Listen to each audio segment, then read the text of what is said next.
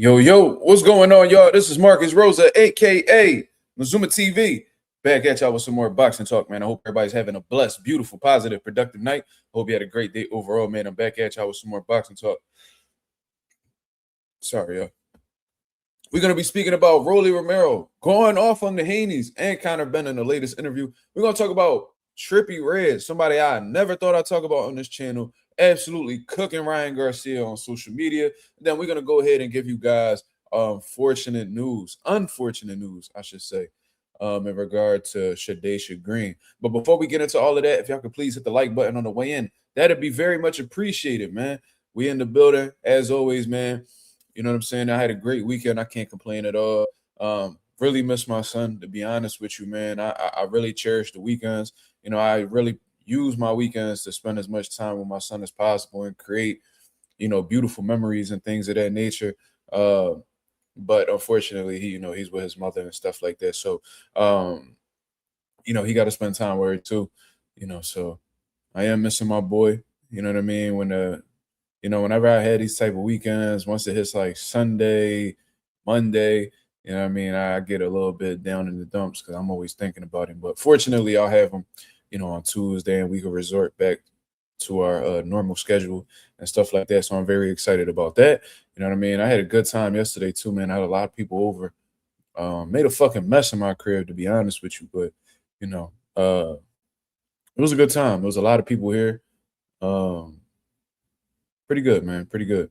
But shout out to everybody else that's in the building. Shout out to Marissa Alvarez, always in the building, always in the trenches. Shout out to Marissa Alvarez. That's the little sis right there. Mr. Big Play Bray, what up? King of Brooklyn, what up? Yo, I think you already told me, King of Brooklyn. You gonna be at the Barclays for the fight? Let me know. I need to get a head count as to who's gonna be at the fight, so I could pretty much, be ready to meet motherfuckers and shit like that, man. Yeah, I mean, Bray, where you from, Bray? Let me know where you from, Bray.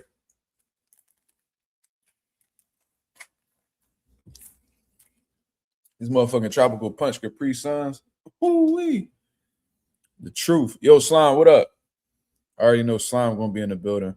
Marissa can't make it. She all the way down in Texas. Jay, what up? I think Jay said he was going. Yeah, I mean, so it's on his list popping.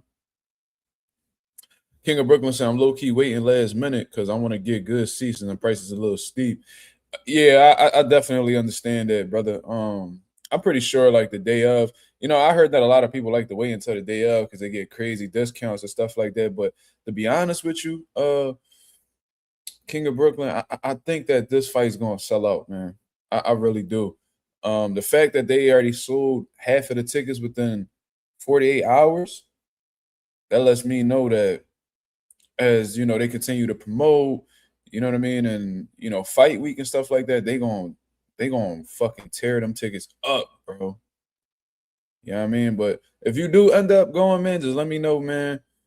You know what I mean? I would love to meet everybody that's in the chat. Tego, what up? What's going on, Tego? I don't see Tego often, but it's always love. You know what I mean? But I know a few people that's going, man. It's gonna be exciting. I ain't gonna lie. I was gonna ride out with my pop, but I think I'm gonna drive myself over there. You know what I mean? So I gotta find some parking or whatever.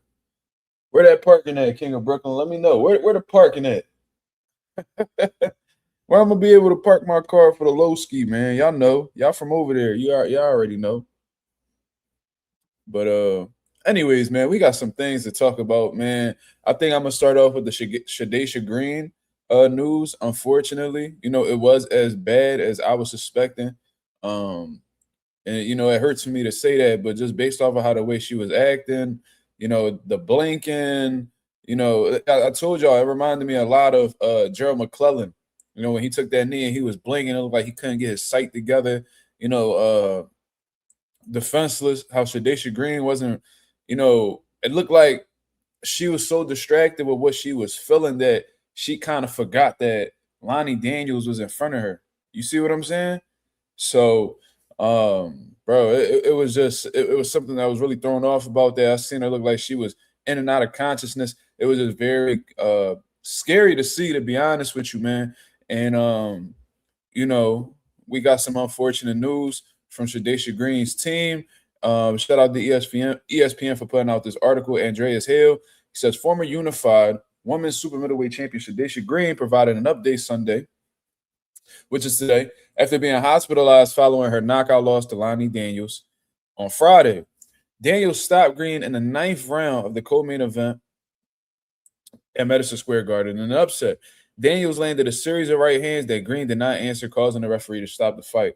So I've seen some people criticizing the referee for taking the initiative, understanding that Shadasia Green no longer had anything to provide and stopped the fight. You know, I seen like goofy ass niggas. Oh, I'm usually against stoppages. And y'all, if y'all was referees, y'all would be the reason why there'd be a lot of casualties in the sport of boxing. So shout out to the referee. I think it was Eric Dolly. Was it Eric Dolly? I believe it was. But regardless, I remember recognizing. Let me just do my research real quick. I don't really like to say people's name. They're not necessarily involved with the fight. But yeah, Eric Dolly. Shout out to Eric Dolly, because I remember seeing him. That's my guy. But anyways, man, let's continue on with the article. Green was immediately placed on a stool before being taken out of the arena on a stretcher and transported to a local hospital. Mike Leonard said during the post-fight news conference that Green was awake and talkative. And you can see that while she was in the stretcher, she was moving her hands. Her eyes was open for what I saw. But that doesn't necessarily mean that it's all good. You see what I mean? Green provided an update of her status on social media Sunday, stating that she was still in ICU, which is intensive care unit for anybody who doesn't know, and suffered a brain bleed in the fight. So this is Shadasia Green's quote. She says, with everything in me, I want to thank those who had great concern and even the people who figured out during the fight something was wrong, which will be the referee. I passed out due to bleeding out of the brain. However, I'm in ICU on the road to healing. I'll be back to get what's mine 100% covered. Now, shout out to Shadasia Green. You know what I mean? She's truly blessed because, you know, a lot of people, you know, when they had brain bleeds and, you know, they fall unconscious or whatever the case is, they don't wake up. There's been multiple examples of people who've, you know, passed out and never woke up, unfortunately. You know what I'm saying? And we could go through the names, but, you know, out of respect for them, I'm not going to really bring that back up. But the fact that she's able to put out a statement on Instagram in itself is a blessing. You know what I mean? She's active. She's talkative. It seems like she's in positive spirits as well. So it's literally a miracle, man. I done seen multiple situations where, you know, fighters, the last time we seen them awake was in the ring, respectfully. So, you know, shout out to Shadasia Green. Now, I don't know what Shadasia Green means in terms of, you know, I'll be back to get what's mine 100% covered. I don't know if she's talking about boxing or whatever the case is, but I'm going to keep it real, man. And this is just my personal take. And I know how these commissions and these promoters think for the most part. And I'm going to just say, if Shadasia Green is talking about coming to get what's hers in the sport of boxing, I ain't going to lie. That's going to be, I'm not going to say it's impossible, but it's going to be very, very, very difficult. Damn near impossible. Not impossible, but damn near impossible to get back in the sport of boxing. Once a fighter receives an injury that involves bleeding of the brain, that's like the biggest red flag that you could ever receive as a boxer. You know what I mean? Like, that's worse than having a detached retina. That's worse than a lot of stuff, to be honest with you, man. Jalil Aziz, what up? But, you know, and it's not only is it damn near impossible to bounce back from, because, you know, because of how detrimental it could be to your health and things of that nature, but from a business aspect, it's damn near impossible to get somebody to invest in you following that. You know what I mean? I understand that Shadasia Green is with MVP Promotions and stuff like that. I understand that they have, you know, what was they? They was just on ESPN. They got an ESPN deal. You know what I mean? They, you know, with Netflix and all of that stuff. And there's a lot of money, you know, involved with Shadasia Green and stuff like that, because she is one of the more known boxers. However, this is a business at the end of the day, right? and they understand that we are in one of the most dangerous sports in the world, right?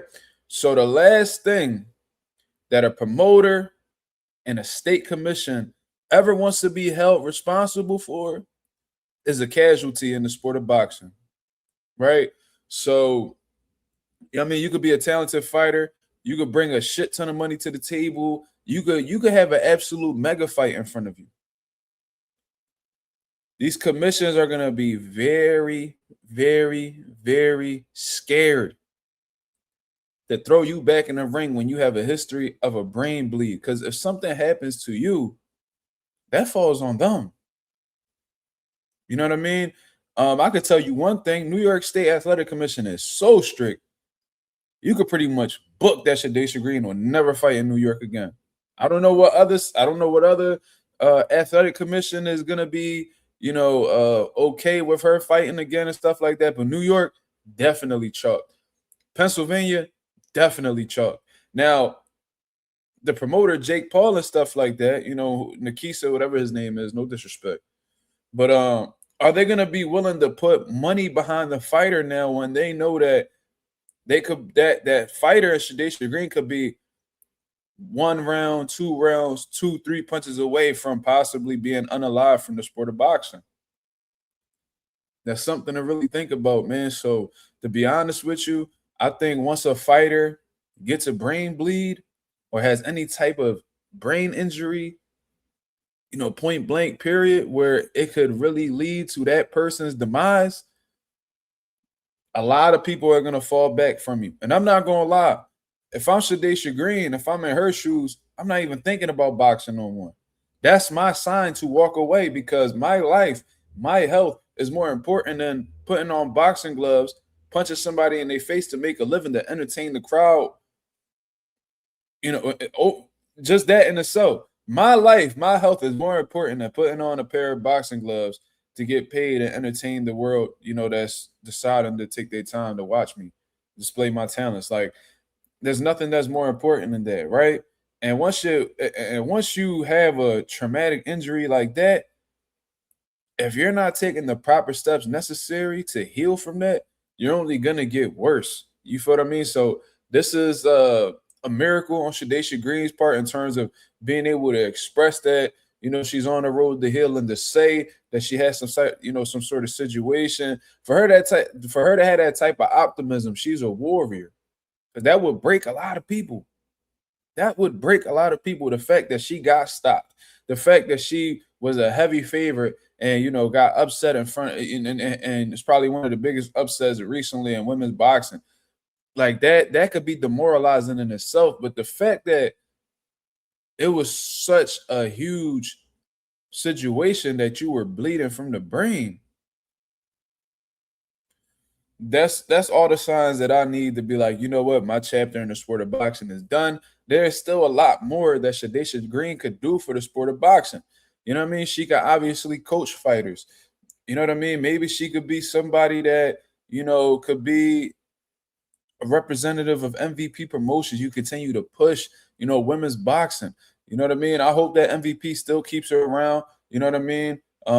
If they allow her to fight again, I'm not gonna lie, I will be very nervous to see her fight anybody, because like I said, are these women known for punching hard? No. But what are they known for? Accumulation.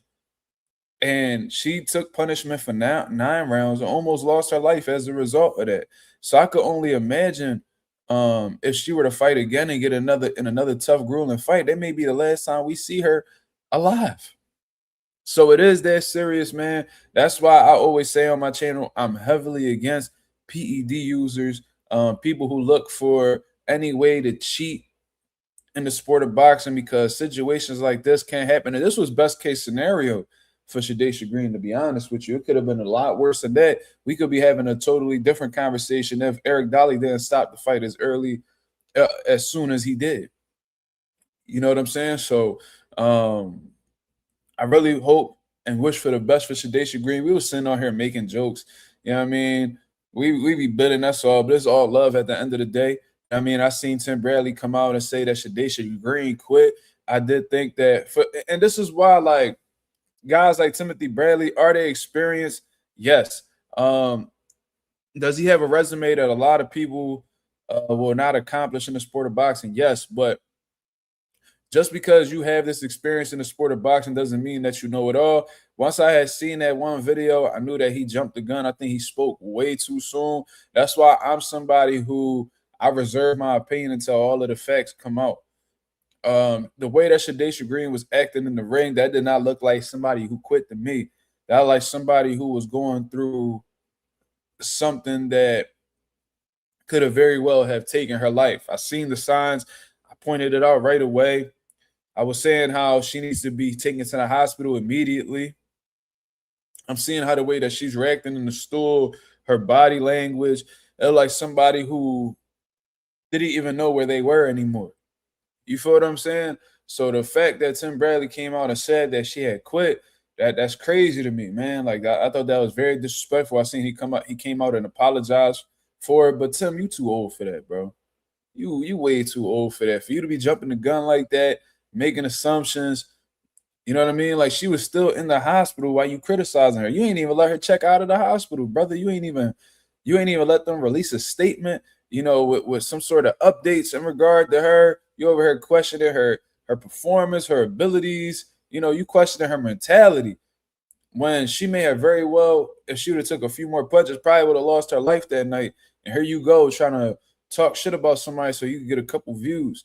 You know what I'm saying? I ain't really take too kindly to that, but that's Tim Bradley his own man. At the end of the day, he gonna do whatever he do. But I thought that was very disrespectful, very disrespectful. You know what I mean? Shout out to Bella Faith in the building. She said Shadasia shouldn't fight at all. Absolutely. And I think MVP is going to recognize that as well, because why would they continue investing in a fighter who could literally be unalived if they get in one more grueling fight? Why would they do that? Why would a state athletic commission continue to give somebody a boxing license when they know that they're very capable of having a brain bleed because it's happened before and it may cost them their life? Nobody wants to be responsible for somebody dying in the ring. So I think her license will be revoked.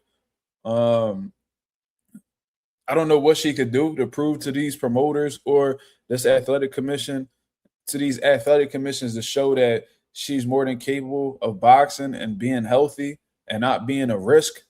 I just think that's the nail in the coffin, y'all. I'm sorry. Like I definitely think that's what it is. But I would trade in my boxing license for my life without even thinking about it.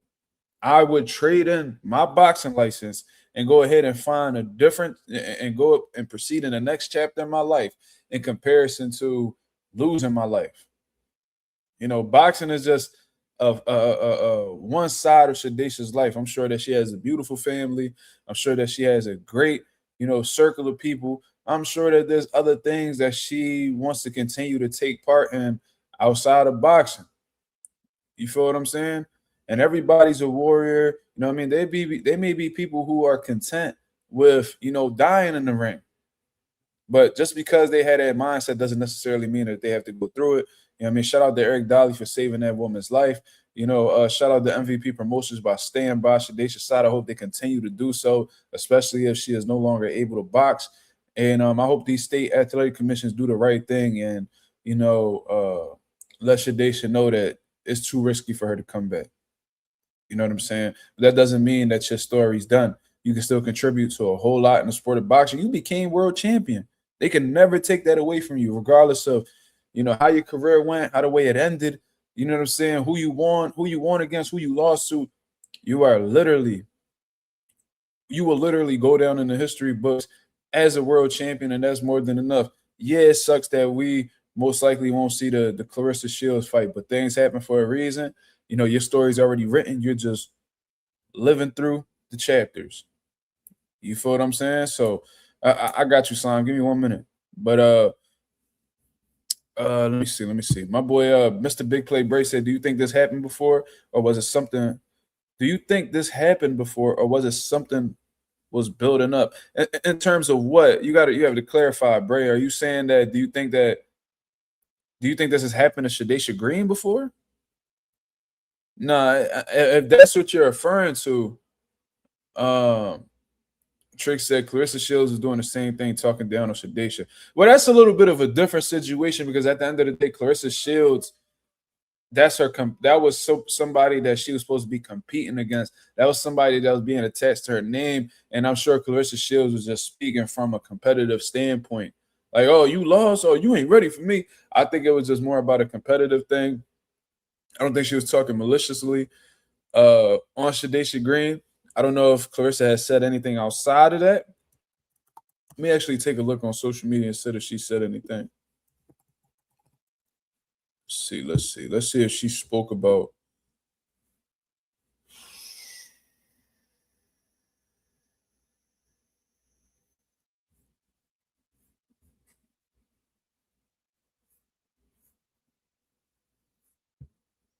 I don't see her saying anything.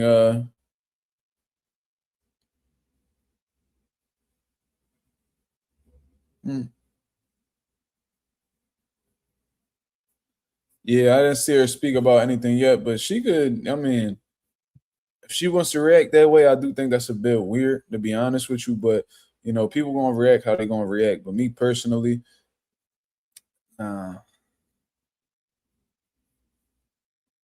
I'm not with that. I'm not down on kick. When somebody's life was literally like in jeopardy, I'm not. Especially in boxing, it's not that serious, man. Like there's just competition. You know what I mean? It's boxing.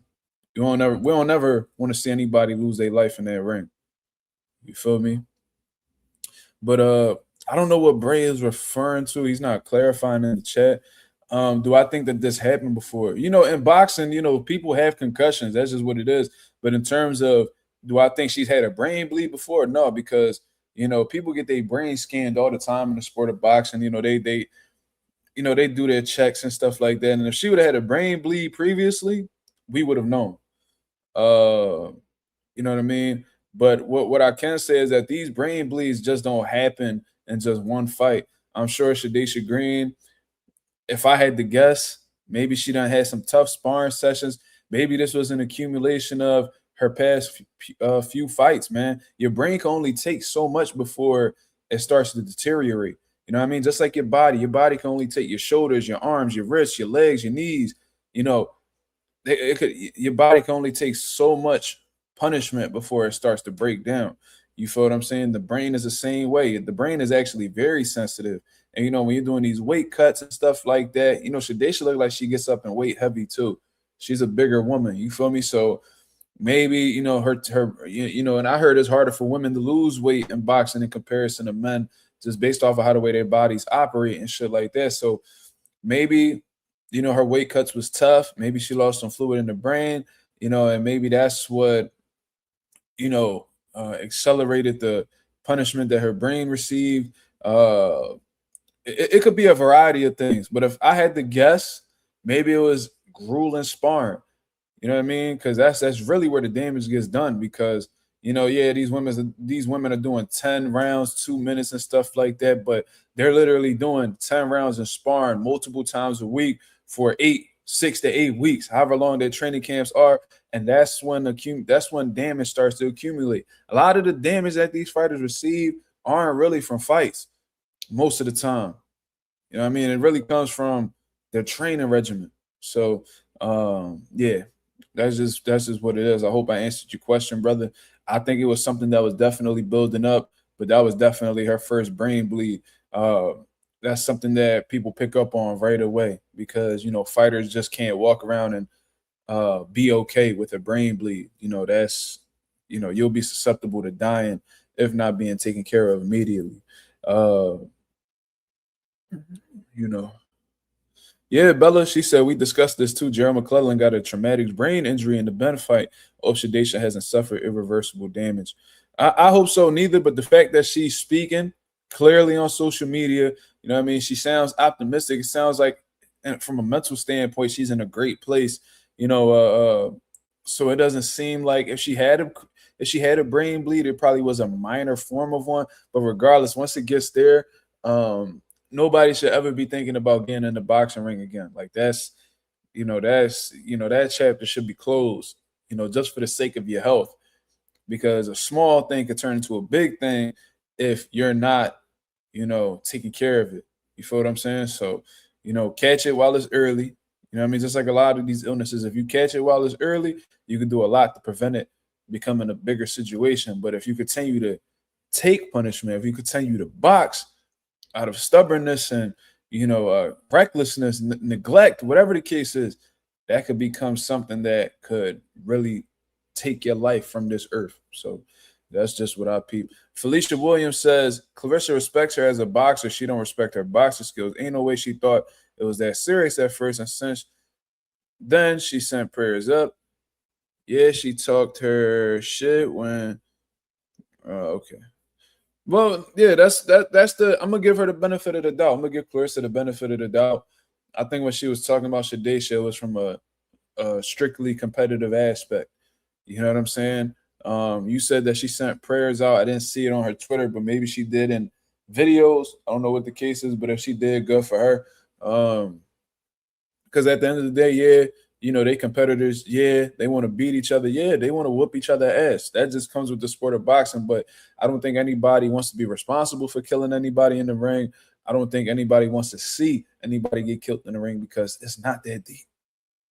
You feel me? So shout out to my boy Bray. I'm happy I answered your question, brother.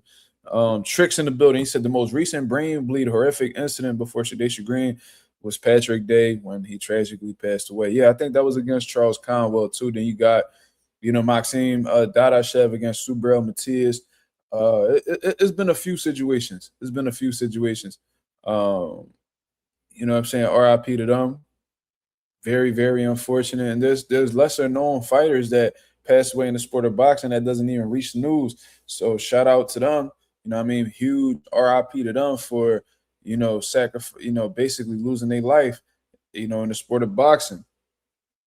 You know what I'm saying? So yeah, that's something that makes me not emotional, but it is like heart-wrenching for me to read some of these stories. You know what I'm saying? Really sucks to hear that and see these things. You feel what I mean? Especially on TV. You know what I mean? We like that Maxime Dadashev shit, that shit broke my heart, man. That Patrick Day shit, that shit killed me too. I really felt the way about that one. Because you could see that Patrick Day was no longer like after that, as soon as he hit that canvas, you knew he was gone. You feel what I'm saying? And that sucked. Dadashev stepped out the ring, but then once you saw him vomiting or whatever the case is, then, passed out after the fact, you knew that wasn't a good sign. And, what killed me about Dadashev was he had a baby, man. He had a wife and a baby, man.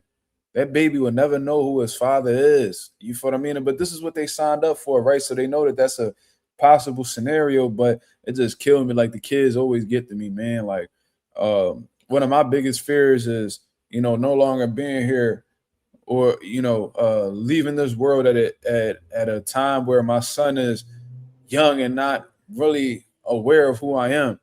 You know what I mean? Like, of course, I got to be okay with leaving this earth at some point in time. But the last thing, I can't control what God got planned for me, right? However he wants me to go out, that's just what it's going to be. And I'm okay with that. I don't fear death whatsoever. But what will really hurt or something that I really hope doesn't happen is that it's my time to go. My son is at an age where, he may know me now, but, when he hits 16, 17, 18, he doesn't remember who his dad was. He don't remember spending time with his dad. You feel what I mean? Like that type of shit right there, like that's like a legit fear of mine. I don't fear death, but I fear my son not remembering me. You feel me? Like if I go out if I go out at any time, like I hope it's at a time where my son is old enough to understand who I am, how much I've been there, and he'll be able, whenever he has kids, he could go back and tell them about me. You know what I mean? So that's with the Dadashev situation, that destroyed me. I ain't gonna lie. And I'm somebody who like I be feeling that the empathy runs real deep with me, man. So I don't know what's the update with Maxime Dadashev's wife and kids, or I think she had one on the way. I could be wrong, but I could have sworn she just had a baby or she was about to have a baby. I would love to know what's the update with that, and hopefully they're being taken care of because that's yeah, you know what I mean. Too many boxers been passing away lately. Well, they say based off of a study that I saw, they said on average 13 boxers die a year in the sport of boxing from injuries sustained from the sport. That's just what comes with the game. I think that these higher level fighters who don't really take that much punishment because we don't see them dying or passing away from brain injuries and shit like that. I think that we feel like it's far fetched, but it's really not. One bad fight could take your life away, man. One bad fight could take you off of this earth or change you dramatically. So, you know, I really feel like in that sense, man, we got to put more respect on these boxers' names. That's why, whenever Deontay Wilder or whoever's talking, I'm like, yo, like you could really lose your life in there. Like I'm putting my life. When they saying they putting their life on the line, it's because of situations like this.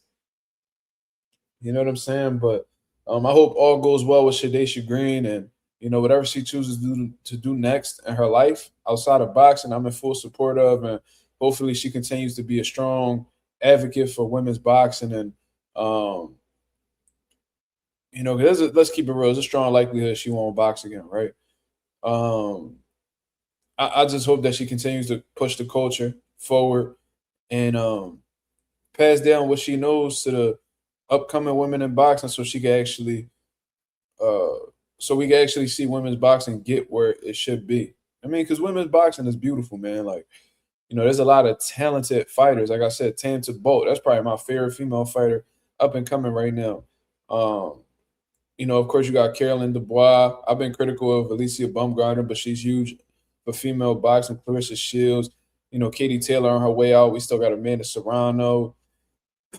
You got Michaela Mayer. You got a lot of talent. You got Danielle Perkins.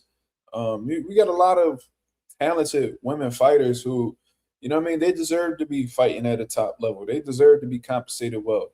You know what I mean? And women's boxing is the biggest it's ever been, but I really feel like it could really go to a totally different level. Gabriella Fondora, yeah, that's another one. She's talented too. You know what I mean? But before we get into this next topic, Marissa asked me a question. Was Shadasia fighting 3-minute rounds? No, she wasn't. She was doing twos. But salute, salute, salute. Marissa says, "Hey Mark, I wanted to ask you a question, or if you know, when these boxers pass from brain injuries in the sport, do they have life insurance or do they leave their family with their assets?" It's all dependent upon the person, Marissa. There's like I've heard of fighters passing away and they have to get donations from people. You know what I mean? One thing I can say is that a lot of people don't have life insurance. You know what I'm saying? So I don't know if they do. I don't know if their promoters give them life insurance. I know that like state athletic commissions have to like put up some type of money for like their medical bills and shit like that, but I don't know if they cover the full thing. Forgot exactly what it is. But not everybody has life insurance. You know what I mean? And a lot of people don't have wills. So to be honest with you, I'm sure there's situations where a fighter didn't have life insurance and then their family had to scrape money together to go take care of a funeral or get them cremated or whatever the case is. And they may have not had a will. So if they had multiple children or whatever the case is, now they fighting over what they feel like is theirs. Or, if they had a property or two, they're gonna be fighting over the properties. That's why I was like, yo, I know that we living in the moment and we don't want to think about death, y'all, but we should be preparing for it because it's inevitable, right? So, if you got a couple, even if it's a small life insurance policy, man, like you could get you a $250,000 life insurance policy for like 20 to 25, $30 a month, yo. Like that's doable, y'all. Y'all spend $20, $30 on food in a day. Y'all could get life insurance. Also, you know what I mean? With these AI platforms and shit like that, man, they could write out a will for you. I mean, you could, you know what I mean? Life insurance should be mandatory. Joe says life insurance should be mandatory if you're a fighter. I agree, but I feel like life insurance should be mandatory for everybody, especially if you got kids. I pass away today, my son gonna be good. I got great life insurance that he's the beneficiary of. Um, I have a will. You know what I'm saying? So all of my assets, they going over to my son. They, that shit is notarized, ready to go. Won't be any disputes in court or anything like that. You feel what I'm saying? And as I have more kids, if I do, that'll, they'll be added on to the will as well. But these are things that we have to talk about, man. Like we getting up in age. We not old, but we not the youngest neither. You feel me? And just because you young, like I just seen a man shooting. I just seen a man shooting out in Louisiana today, man. They killing. They said they killed a 14-month-old baby, man. A 14-month-old baby. Come on, man. They killed. They was killing 2-year-olds, three. My son too, man. Just because y'all young don't mean that your life, that you got a long life guarantee, man. You could be in a car and that bitch will flip tomorrow morning. You don't know. So I mean, prepare for y'all futures, man. Seriously, man. Secure your futures for your babies, man. Stop being selfish. Stop being stingy with your money. You know what I mean? Start being proactive, man. Your grandma has paid for life insurance for you since you was born. That's beautiful. My son has a bank account since he was 2 months old. Soon as I got his social security number, I opened him a bank account, put a good amount of money in there. Like my son is not going to be needing of anything from a financial standpoint. He's just going to need me as a father, and I'm going to be here as long as God permits me to be his number one supporter. He said, "Guess I'm gonna walk tomorrow." Bro, you can't. Whatever God got written for you, you can't avoid it. You just gotta go through it. That's just what it is. You feel me? T said Shadasia was on Hood Champion Boxing, speaking confidently and saying she'll be back. Her mom mentioned she had an incident during sparring. She got concussed, but still went ahead with the fight. Well, that's not. I'm gonna keep it real. Like she can have all the optimism in the world, but when it gets to that point where you're literally bleeding from the brain, it's not up to you no more. You know what I mean? Because you're not your own promoter. You know what I mean? You don't run these state athletic commissions. So unless you fighting on like a fucking one of those Indian reservations or some shit where they just do whatever the fuck they want over there, I just don't see how anybody's giving her a license to box, and I don't see who's gonna be putting money up. What promoter is going to be putting money up to see her fight when they know that she may very well have a brain bleed again and may possibly lose her life? You think them promoters want anything to do with that? You think them state athletic commissions want anything to do with that? Do you think these Indian reservations want anything to do with that? Absolutely not. You know what I mean? So she could speak confidently. She could say that she'll be back. But I'm saying I'm not saying it's impossible. Because in boxing, you never truly know. But it's going to be very, very, very difficult for anybody to get behind her for that. You know what I'm saying? That's very I'm trying to tell you, like that's going to be very difficult. I've seen people who literally retire from boxing because commissions wouldn't get them a license for a detached retina. So imagine a fucking brain bleed. Come on, man.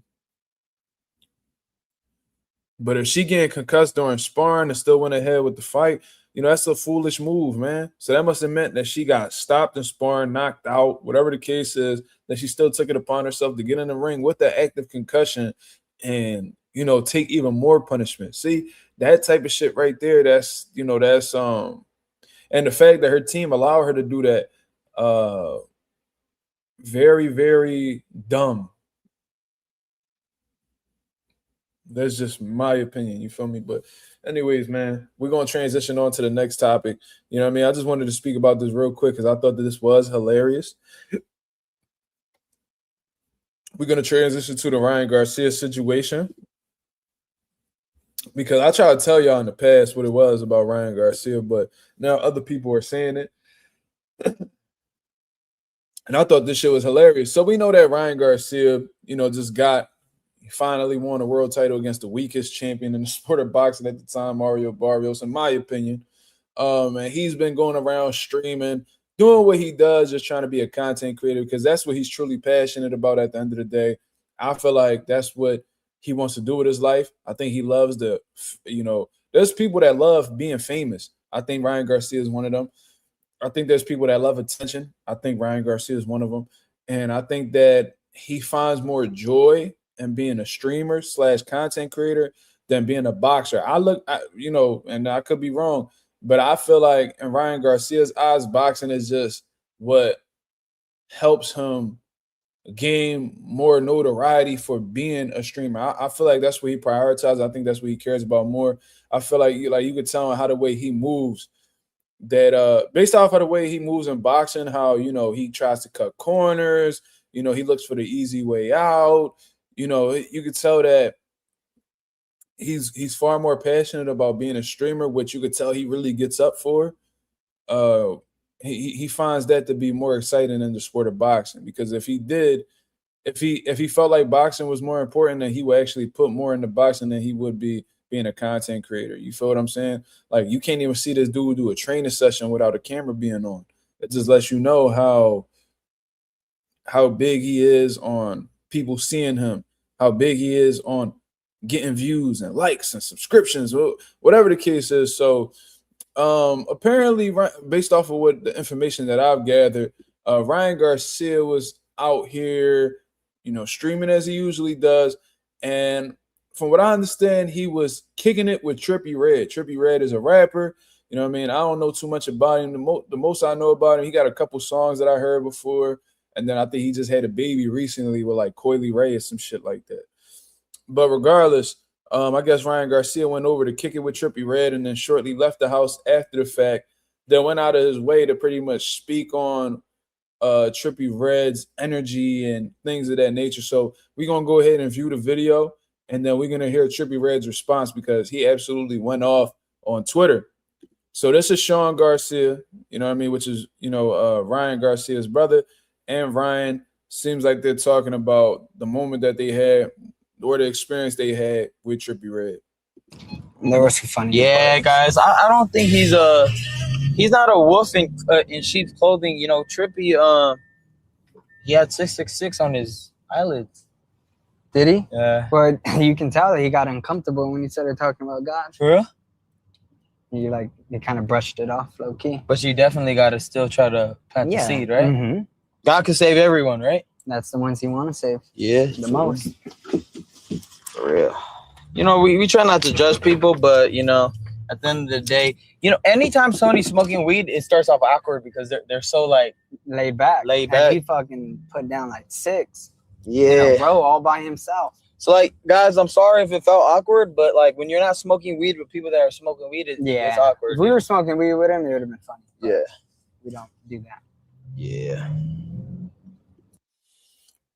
I'm sure he's going to keep talking, but let me proceed. My bad, guys, if you guys thought it was weird, bro. It was like a little, it was a little weird. It was, right? Yeah. Man, there was a lot of dark energy there. Fuck, I can feel it. Bro, I thought the same shit. I feel it right now. I wanted to dip.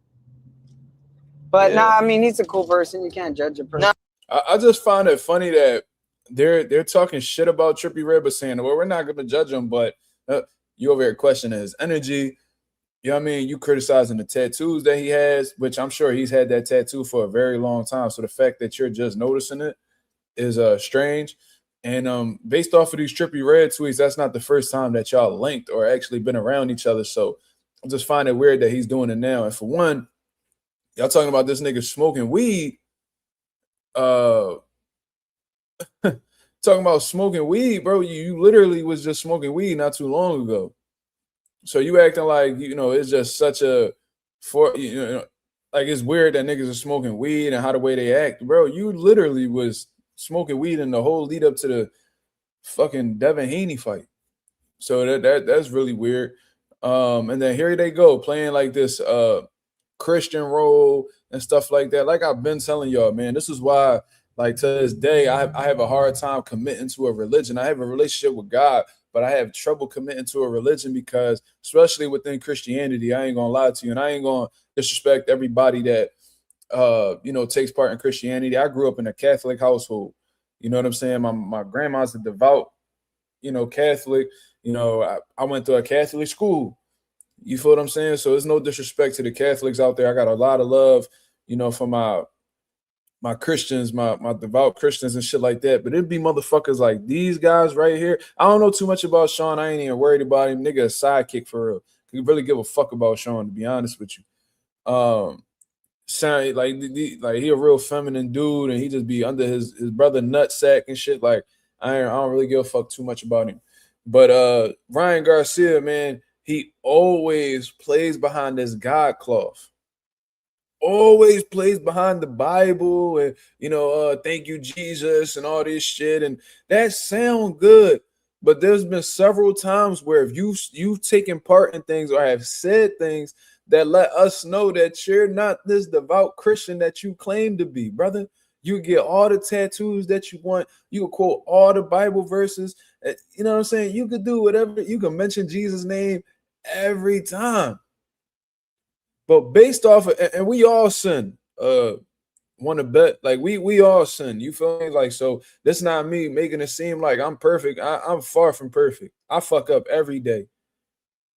But one thing I don't do is play behind this Bible and make it seem like I'm all about God when I'm partaking in shit that God would be very much against. For one, Ryan Garcia, we could just get right to it. You're a fucking known racist. A known racist, and you could blame it on the liquor and that sound good, brother. It sound good. Like bitches do that all the time. They go suck a dick here and there. They suck this nigga dick. They fuck this nigga. Oh, I don't even remember. I was drunk. Bullshit. You sucking and fucking while drunk don't take away, and you saying you drunk don't take away from the fact that you're a whore. Like I'm sorry. That's just what it is. Like you could play that game with everybody else and they might give you a pass, but to me, you just doing what you feel, what you don't have the balls to do when you sober. And I've never been drunk before, so I don't even know how that directly feels, but I know people, I know people that drink and they be like, yo, I'm very well aware of what I'm doing. You know what I'm saying? It just make you more bold. So this is shit that's already on your mind. You saying shit that you already feel. It just was suppressed at one point in time, and the liquor gave you the courage. That's why they call it liquid courage, to say shit that's been on your mind since forever. So there's so many, man, y'all could go ahead and look up Ryan Garcia's racist comments and stuff like that. Of course, saying the N-word with the ER, saying that he's involved with the Ku Klux Klan, which is a motherfucking, a domestic terrorist organization that's been plaguing the black community for years and is still very much active doing protests, down south on a regular basis, still spreading hatred, still attempting to, cripple the black community and shit like that.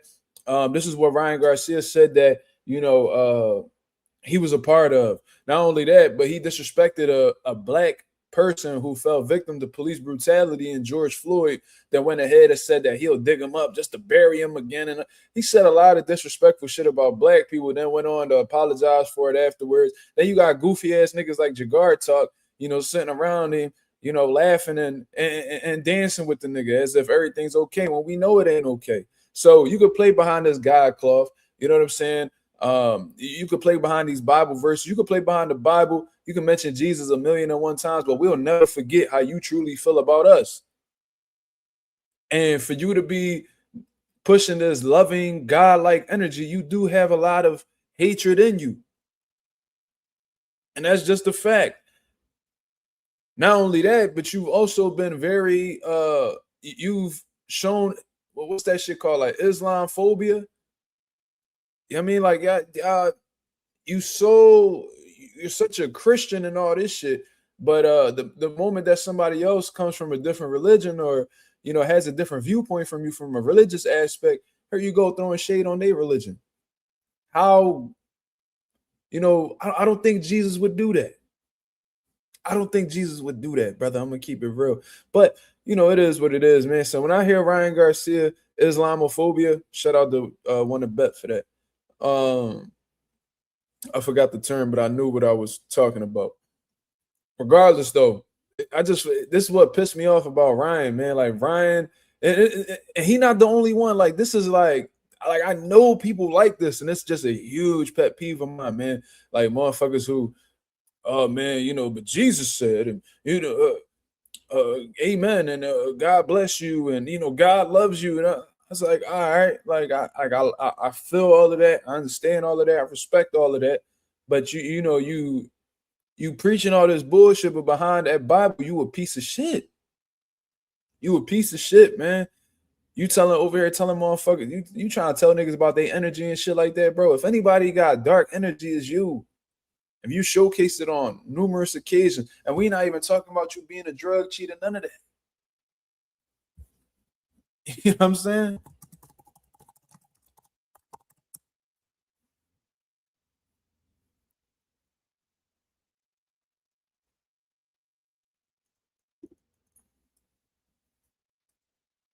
And just to let you know, Ryan, cheating is a sin. You know what I'm saying? Cheating is a sin, especially in Christianity. So for somebody to be like this huge Christian and all that, you do go against God's word a whole lot. I ain't gonna lie, man. There's a lot of shit that Ryan Garcia does. Yeah, I mean, I'm pretty sure using profanity, I'm pretty sure that's pretty sinful as well. And then you will mention Jesus' name and then go ahead and say some very disgusting, explicit shit about people right afterwards. It's like he's the biggest fucking hypocrite that I've ever come across when it comes to Christianity and just being like this overall religious person. But that's what these colonizers do in order to get control over the masses. You feel me? And that's what Ryan Garcia is trying to do. Nah. We're not gonna judge them at all. Put that the light of Jesus, shining on them. And sometimes it does make people uncomfortable, and I didn't want to make them uncomfortable, and that's why I didn't push the issue a lot. But I hope that I planted some type of seed in them. And pause. I hope I'm the best. And God's proud of you for that. Yeah. I just try to use my discernment as best as I can, guys. What are you talking about? I've been knowing Trippie for like years. You've known Trippie for years, but you just noticed the 666 tattoo. You've known Trippie for years, but you didn't notice this dark energy that he had. Bro, you're a fucking liar, bro. So you telling me Trippie just became this person? Like, I'm pretty sure Trippie Redd always been like that. You feel me? Motherfucker always had the red hair. He did, and let's keep it real. Like, Trippie Redd been on some satanic shit for a while now. Like, he been doing that. So the fact that you're so what Ryan Garcia is doing right now is purposely trying to go against Trippie Redd just so he can have some motherfuckers talk about him. He can have some type of viral moment. You know what I mean? Spotlight of Jesus. No, nigga. Shit is hilarious, bro. Cool with fully fame. It's just if we see 666 on someone's eyelids. What do you want us to say? You guys want me to side with the world or with God? Come on now. What? I'm trying to tell you, like, these dudes be weird, bro. I'm trying to tell y'all these niggas is different. So you said you've been around this nigga all this time, and you never noticed that Trippie Redd had that 666 tattoo. Let's check how long Trippie Redd has had. Let's see how long he's had that tattoo.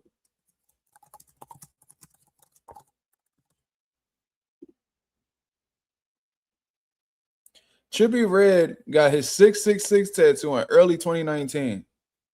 So the nigga has had this tattoo. Okay, so it says, so he may have multiple tattoos that has that. But his eyelid tattoos he got back in 2022. I think that's what it's saying according to Hot New Hip Hop. But whatever it is, 2019, 2022, he's had that tattoo for multiple years now, and you're just peeping it.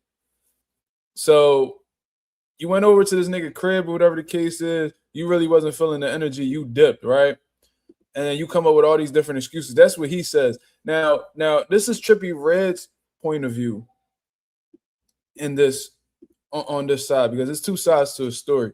So let's hear what Trippie Redd has to say about this, man. Let me see. So he went straight off and said Ryan Garcia was off coke so bad when I first met him. So this ain't the first person to say this shit about Ryan Garcia. Now this is a rapper telling you that, and rappers, you know what I mean? They party a lot. You know, they around recreational drugs on a regular basis. So maybe he's seen Ryan Garcia partaking in drugs, which is why this nigga can't seem to stop playing with his nose for whatever the reason is. Always doing this. Like, bro, I grew up around cokeheads. I'm gonna keep it real. Not in my family and shit like that, but in my hood, a lot of these niggas was dope fiends, and they have similar tendencies to Ryan Garcia. You know what I'm saying? The only shit that I didn't see Ryan Garcia do was have his jaw locking and shit like that. But for real, that all twitching with the nose, touching the nose all the time and shit, you know, having the hoarse voice, all of that shit is strong indications of a motherfucker who's on some type of recreational drug. Not saying that he's definitively on it, but that was starting to become a pattern in terms of people who say that he abuses drugs. Devin Haney was telling y'all that he fucked with the coke for years. I don't see Ryan Garcia trying to sue that nigga. But now Trippie Redd, who's a rapper, said Ryan Garcia was off coke so bad when I first met him, and the nigga laughing about it. So he proceeds to say, talking about dark energy, what makes you bright? Coke? Like, valid, you know, that's just, I'm not gonna say it's valid, that's his opinion. But that's what Trippie Redd talking about. You talking about dark energy. You know what I mean? And look, like I said, Trippie Redd been on that type wave. He been, you know, fucking with the devil, I guess you would say, or doing shit that made you feel like you've been fucking with the devil. The 666, we all know what that represents and all that. My whole thing is Ryan Garcia, you've been knowing that he's like that. You're supposed to be like this pro-Christian person. Why are you taking it upon yourself to still be around that man, knowing that he has those type of beliefs? Because for real, you care more about being around popular people and being a streamer in comparison to sticking by your faith. You knew that this nigga don't be on this whole pro-God wave. You know what he fuck with. You know what he rocking with. You still chose to be around him as a result of that. And then I guess when, you know, you wasn't really feeling the vibes or whatever, then you want to go ahead and use that against him. You been knew he was on that. That's like me, right? Because I'm not a street nigga, right? I've never been. But let's say, for example, I go to a party when I know everybody in there are all street niggas. And clearly we not vibrating on the same level. They on one type of time, I'm on another type of time. I can't relate to these niggas, so I go ahead and dip. But I knew when I went over there what it was. And then when I'm leaving, I'm talking about, man, like their energy was dark, man. Like they just want to, you know, these guys, like they, you know, all they just want to, you know, have guns and, you know, sell drugs and stuff. Like, you know, I'm not that type of person. You know, it's just, you know, their energy was just weird. Like, nigga, you, like, I knew, you know how stupid I would sound going into his environment and expecting them to be on my type time when I know they ain't. It's foolish shit. It's like you almost looking for a reason to talk shit about a nigga. That's how I peep the shit. That's how I see it. Trippie Redd got dark energy. Nigga, you knew what it was when you met him. He been on that type of time. You don't even have to listen to Trippie Redd. All you gotta do is look at the nigga and be like, oh, all right, he one of them.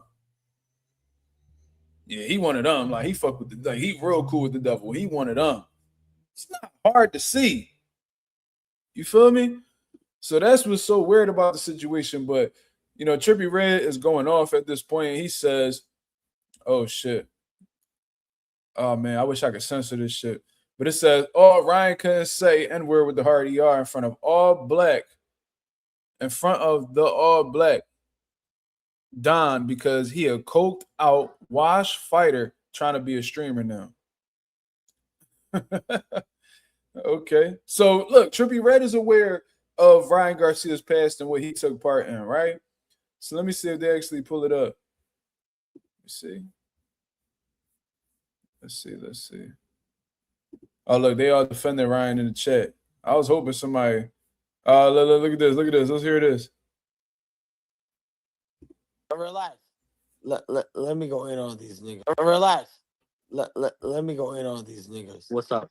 Hey, niggers. Okay. Now what? I'm not Fuck that mad. other nigga though. Fuck really. Fuck that nigga. I smoke that other nigga. No cap. Say something else. I'm gonna come wave you at a smack shelter. Relax. Let me go in on these niggas. What's up? Hey, niggers. Okay. So we're gonna sit here and act like that didn't happen. Let's proceed. Hey, let's go bring George Floyd back to life. I hate niggas. I'm anti-black. Yeah, let's join the Ku Klux Klan. Let's fuck the niggas. Nigga, I'm KKK, nigga. I hate niggas. I'm the leader of KKK, and I summon you to be the knight in shining Nah, armor. nigga, I'm KKK. No, nigga, I'm KKK. I've got the AK-47 ready. Let's get the next George Floyd. Hey, let's go bring George Floyd back to life and kill that nigga again. I'm gonna put my knee on his Nigga, neck. we need a scientist. I hate niggas. I'm anti-black.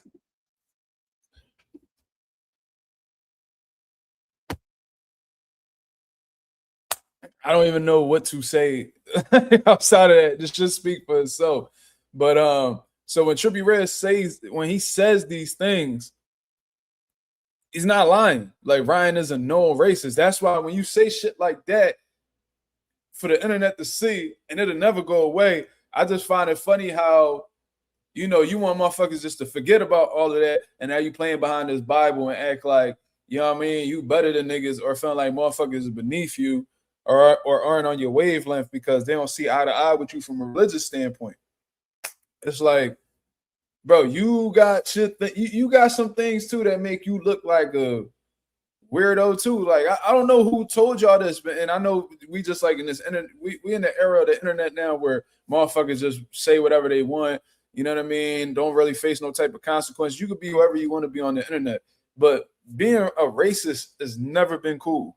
Like, I don't know who the fuck is trying to, you know, all these motherfuckers now, ever since Trump came out now, all these motherfuckers want to jump out their bag to say some wild shit about, like, I'm seeing this motherfuckers who purposely antagonize black people, you know what I mean, call them derogatory words, and then pepper spray them after the fact. Like, you antagonize them, then when they snap, you spray pepper spray on them, and now you laughing at them because they pretty much took the bait. Like, this is the fucking era that we in today.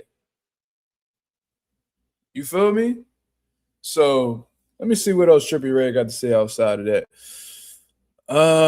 He said, nigga mad I ain't want to box with his sorry ass. I'm Trippie Redd, nigga. Go play with Gorlock or something. Nigga said, go play with Gorlock or something. This ain't that. Damn. Well, Trippie Redd absolutely cooked on Ryan Garcia in this situation, man. And it just goes to show that motherfucking Ryan Garcia full of shit, man. You know what I mean? That for somebody who just happens to be like this, like, big advocate for Jesus and Christianity, you do seem to do a lot of fucked up shit that goes against Christianity. And not only that, you pretty much decided to put yourself around somebody who isn't necessarily aligned with Christianity, actually aligned with the opposite of Christianity, and you still went around him when you know that y'all don't share similar beliefs. So it almost makes me believe that you traded in your Christian card for some views, for some attention, for the sake of content creation and streaming. Like, this is the shit that I be talking about with Ryan, man. He's one of the biggest hypocrites that I've ever come across. Boxing or not boxing. Oh shit, I banned Marissa by accident. Could somebody bring Marissa back? I was trying to ban the other comment. Fuck. Hold on, y'all. Could somebody unban Marissa, please? I did not mean to do that. I would never do that. Could somebody unban Marissa? Okay, Ralph unhit her. Yo, Slime, it says you hit her. Okay, cool. I meant to ban the one person that was talking about I was talking about voting and shit. Appreciate y'all. Thank you. Let me go ahead and give Marissa her wrench. I did not mean to do that. My fault. Let's go ahead and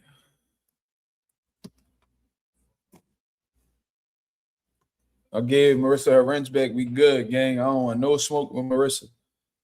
You feel me? But yeah, them wrenches sharp over here, man. That's why we don't really be having trolls all like that, because we pack these niggas right away. You feel me? That's how the nation give it up. But anyways, Yeah, that's Trippie Redd and Ryan Garcia going back and forth, man. He's a weirdo. I don't know. I don't really know what else to really say outside of that. So I'm gonna transition on now to the Rolando Romero interview, where he's basically talking about Devin Haney, Conor Benn, and all of that good shit. Shout out to Fight Hub TV for this. I'm gonna go ahead and bring Slime on the panel, and we're gonna go ahead and speak about this. Shout out to the 35 people that's in the building. Y'all go ahead and hit the likes. Y'all go ahead and hit the likes, y'all. You know what I mean? It won't happen again, Marissa, I promise.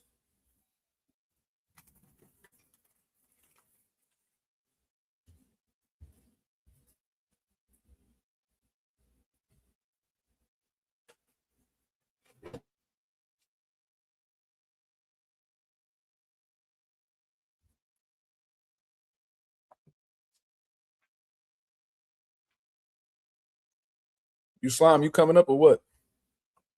T said Rolly is the GOAT. Let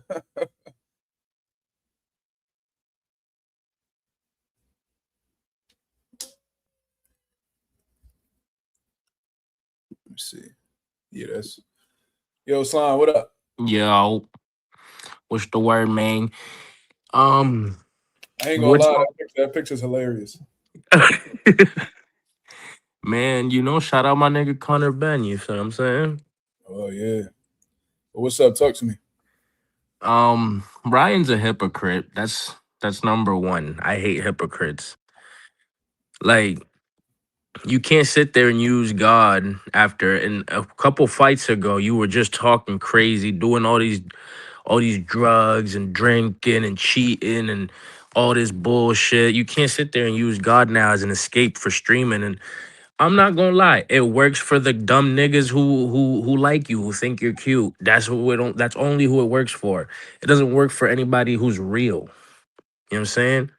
Anybody who's really a hardcore fan is not gonna fall for your bullshit. That's only for niggas who think you're cute. Like, no bullshit. And then your brother's over here backing your play. Number one, your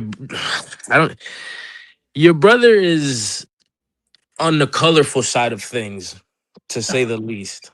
You know what I'm saying? Yeah. Like, your brother is infatuated with colors, nigga. You know what I'm saying? Rainbows. Yeah. Yeah, the ones in the sky type shit. You know what I'm saying? He And, has a lot of pride. You know what I'm saying? But there's a whole bunch of him in the neighborhoods.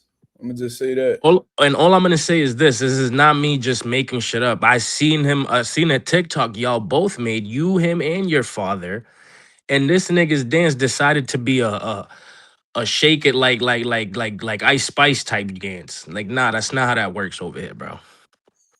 You're not gonna preach God and throw your ass around, bro. It's not how that works. God don't fuck with that. God don't condone that. You know what I mean? Let's be Yo, real. Bella Faith said Ryan is too. You know how many women done told me that they think Ryan go that way? Like, I bro, I swear to God, bro. And there's always women. Hey, one thing about women, bro, women be knowing when niggas go that way. I'm gonna just say that. Like, I've been pretty good with being able to tell. You know what I mean?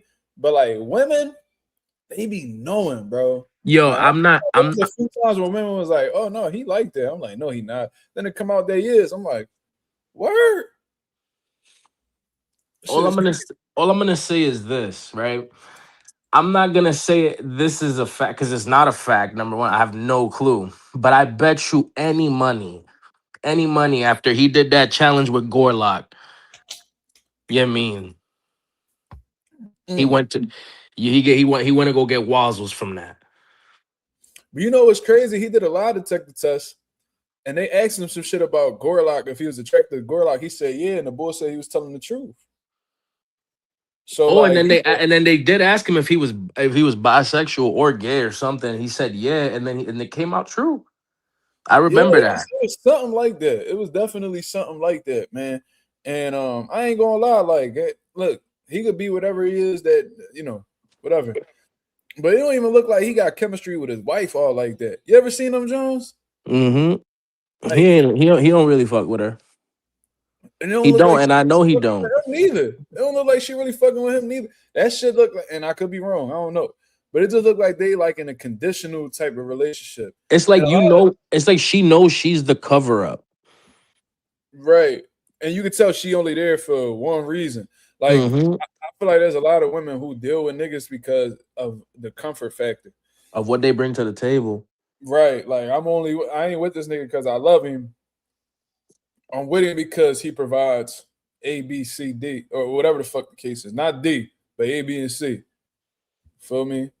So that's just how I could be wrong, but that's just little observations that I make for real, for real. And Ryan used to be when he was like when he first was coming up, he was doing like little weird ass dances too. He was a weirdo. I'm trying to tell you, like, young boy was a weirdo. I don't know. And then he said that something happened to him when he was a young boy, and not to be insensitive, because unfortunately that is very common in this nasty ass world we live in. But there be a lot of kids who experience them jobs and they get turned out from that. So I don't know. He probably one of them ones. I don't know. One of the best says Ryan got caught with that Twitter dude, but nobody brings it up. I don't even know about that. What you talking about? Want to bet? You gotta tell me what you talking about, brother. You might know something I don't know about. They probably kept that on the low ski. You gotta let me know what you talking about. But yeah, man, I just and I'm sure you What? probably Ooh, what game? Holy shit!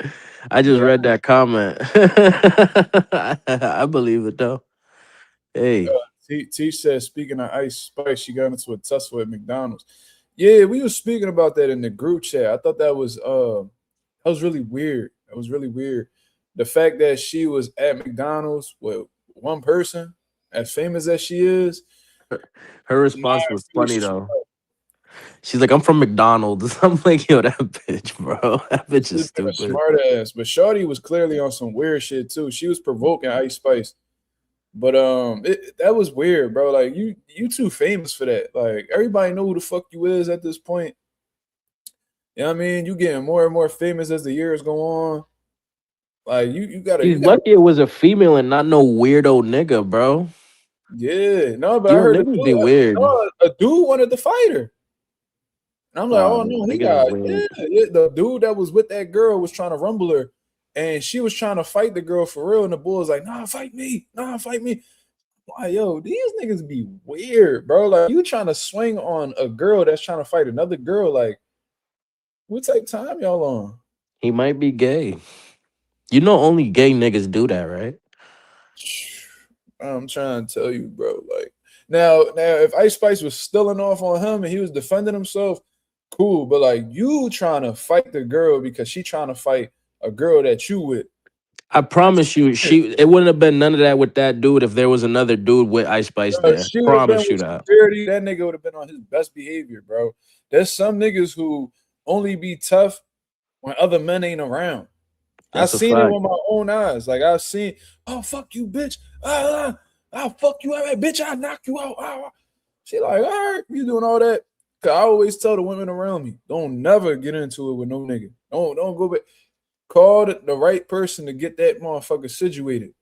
And I done been on the end of phone calls. Yo, this nigga talk crazy. I pull up. It's never like that. Yo, so what's going on? What you talking about? You calling people out their name? Oh no, man. It's always that. Or my son. My son was first born, bro. When my son was first born, I didn't really get into it with boy because he stood down. But I remember my son was a few months old. My son's mom was trying to leave this parking, in the back of her crib. It was like it's hard to describe, but like you got to drive in, and they got garages on the back of the cribs, but all the houses is connected to that driveway or whatever. And this dude had like this blue construction truck, and he was cutting her off. So she's like trying to leave, and the boy talking about, no, you got to reverse. Mind you, it's a long ass strip. You know what I mean? She dealing with postpartum, so her hormones all over the place. You know what I mean? So she not in the best mindset. And she's all the way at the end of the road. He telling her, oh, you got to back all the way out. Like, I'm not moving. I was like, what?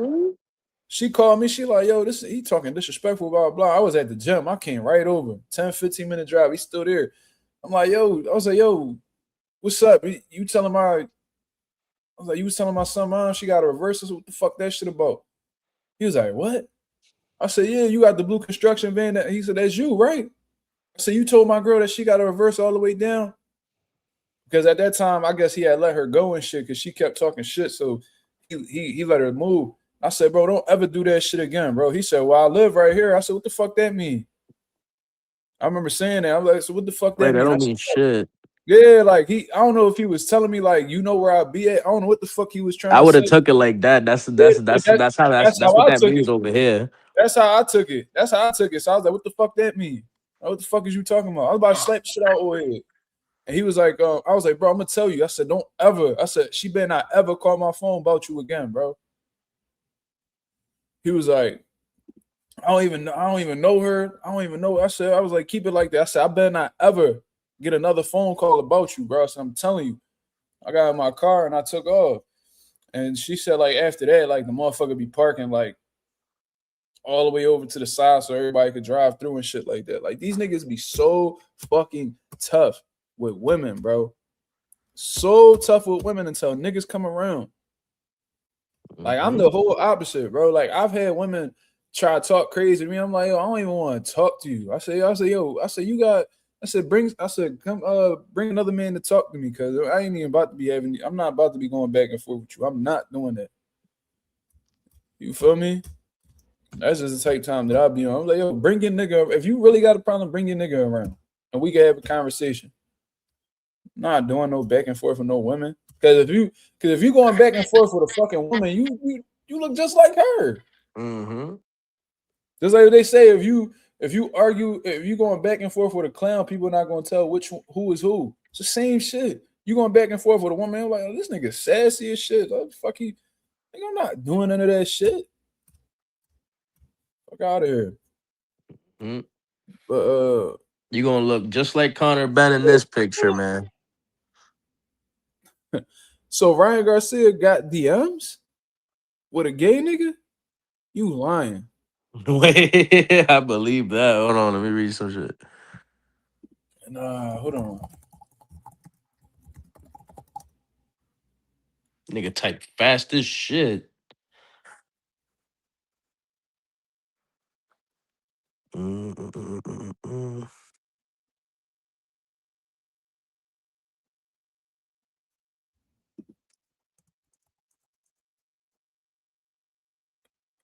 This nigga Tego said teeth and palms every time. Whoa. I know what he mean. He talking about like smiling and waving and all that. Like, Oh. him, they don't be wanting no smoke for real. Oh, I get it now. Okay, I was like, what the fuck?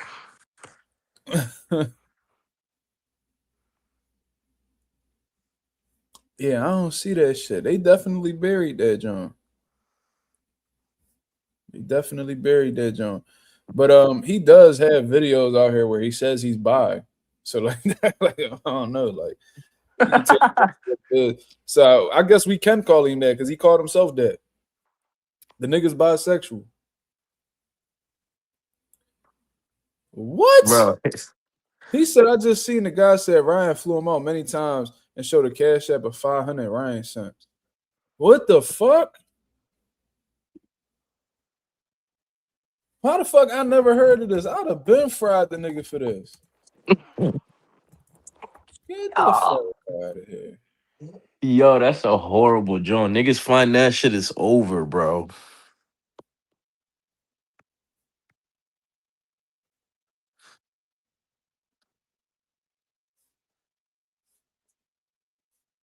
That's Nah, gonna bro. be. You lying. I can't find that shit. So whenever niggas find that shit, let me know. Until then, it's all alleged. Till the proof's in the pudding. What the fuck? Yo, flying a nigga out is crazy. Like, that Find a mean nigga out is like you want that. insanely gay. Yo, that mean you want that whole bed for a nigga. Like, that nigga need. That mean ain't no pussy could replace that, boy. You fly Yo. out, that nigga booty must be golden. That mean you want that booty bad. That's a nasty nigga right there. Look, Bro, man, that's horrible. I I ain't mean, got look at this nothing. promoter, man. Yo, look, if you gay, you gay. I was just kicking it. I ain't gonna lie. I had some my girl had brought some friends over, and a few of them niggas they go that way, but they cool. You feel what I'm saying? As long as they ain't trying you, they regular people, right? It is what it is. You can look however you want to look. They ain't my people. They was hers. You know how girls like to be around gay niggas and shit like that. Nah, I'm already knowing. You know what I'm I saying? don't So, know why I ain't though. about to tell him. I ain't about to tell him like I ain't about to tell him. Oh, you can't be here because you. I'm not. That's wild. You feel me? As long as you being respectful, I don't mind nobody. You know what I mean? Kicking it. Nah, You that's know, a fact. I got gay cousins and shit, bro. me too. So I already know how that shit go. So like, regardless, they cool people and all that. But I don't be respecting the niggas that be running from that shit and be hiding that shit. I don't respect that shit at Or them all. or entitled gay niggas. The ones I don't fuck with is the niggas that think they can turn a straight nigga gay and they be trying straight niggas. That right there get you put. I don't respect that shit. Then you got the motherfuckers who be hiding who the fuck they really is. Like, oh man, I get bitches, nigga. Bro, I went to high school with this boy. Man, I get more bitches than you. Oh man, I was fucking with this girl. I was fucking with that girl. Jose, it's okay. We know that you gay. I used to tell him that shit all the time. Like, bro, we know that you gay. Like, you could do. And everybody was scared to tell him because he was like this crash out boy. But you know me, I don't give a fuck. Give a fuck who you is. I'm like, bro, you doing? I said, all you want to do is talk about bitches because you trying to convince yourself that you don't like dick. You know what it is, bro. Yo, that's You crazy. act. I said, the way you act, everybody in here know you gay. I said, I never met a nigga who wanted to prove that they like girls as much as you. I never like if you fuck with women, you don't gotta prove to niggas that you like women. You just be your fucking self, bro. Shit's You feel crazy, me? bro. It was Jack Alter. I don't even know who the fuck that is, man. Jack Alter. Who the fuck is that? He denied he gay. I just looked up his picture. He's super gay. He's super gay. Look at this nigga picture. You tell me if he ain't gay. Some niggas, you can just tell. Look at this. You ain't gay? Oh, that's a hyper homosexual. Hell yeah. Look at the motherfucking bracelets he got on and all that. Bro, Yeah, that's another reason why I know Ryan Brothers gay. Just look at him. them niggas is booty bandits, bro. For No, sure. no, no, no, no, no, no. Ryan's brother's a bottom. I just hope you know that. He ain't taking, but he giving it. He's crazy gay. And apparently this nigga's like a big boxing fan too. I never heard of him.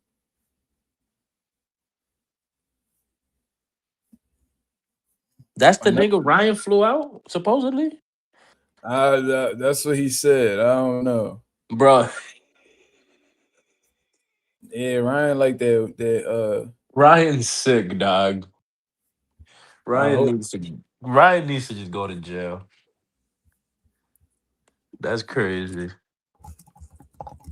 Actually, don't even send him there. That's probably what he wants.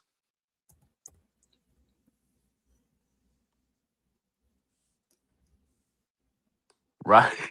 Ryan go in there. say he from Atlanta too. Yo, what the fuck? He's from where? They say he from Atlanta. Oh man, you already know what type that time. makes sense.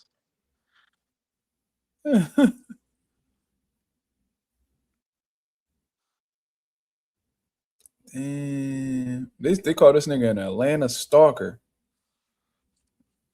This nigga got restraining orders against him and all. Shit. Yeah, I can't see nothing. So we gonna chalk this.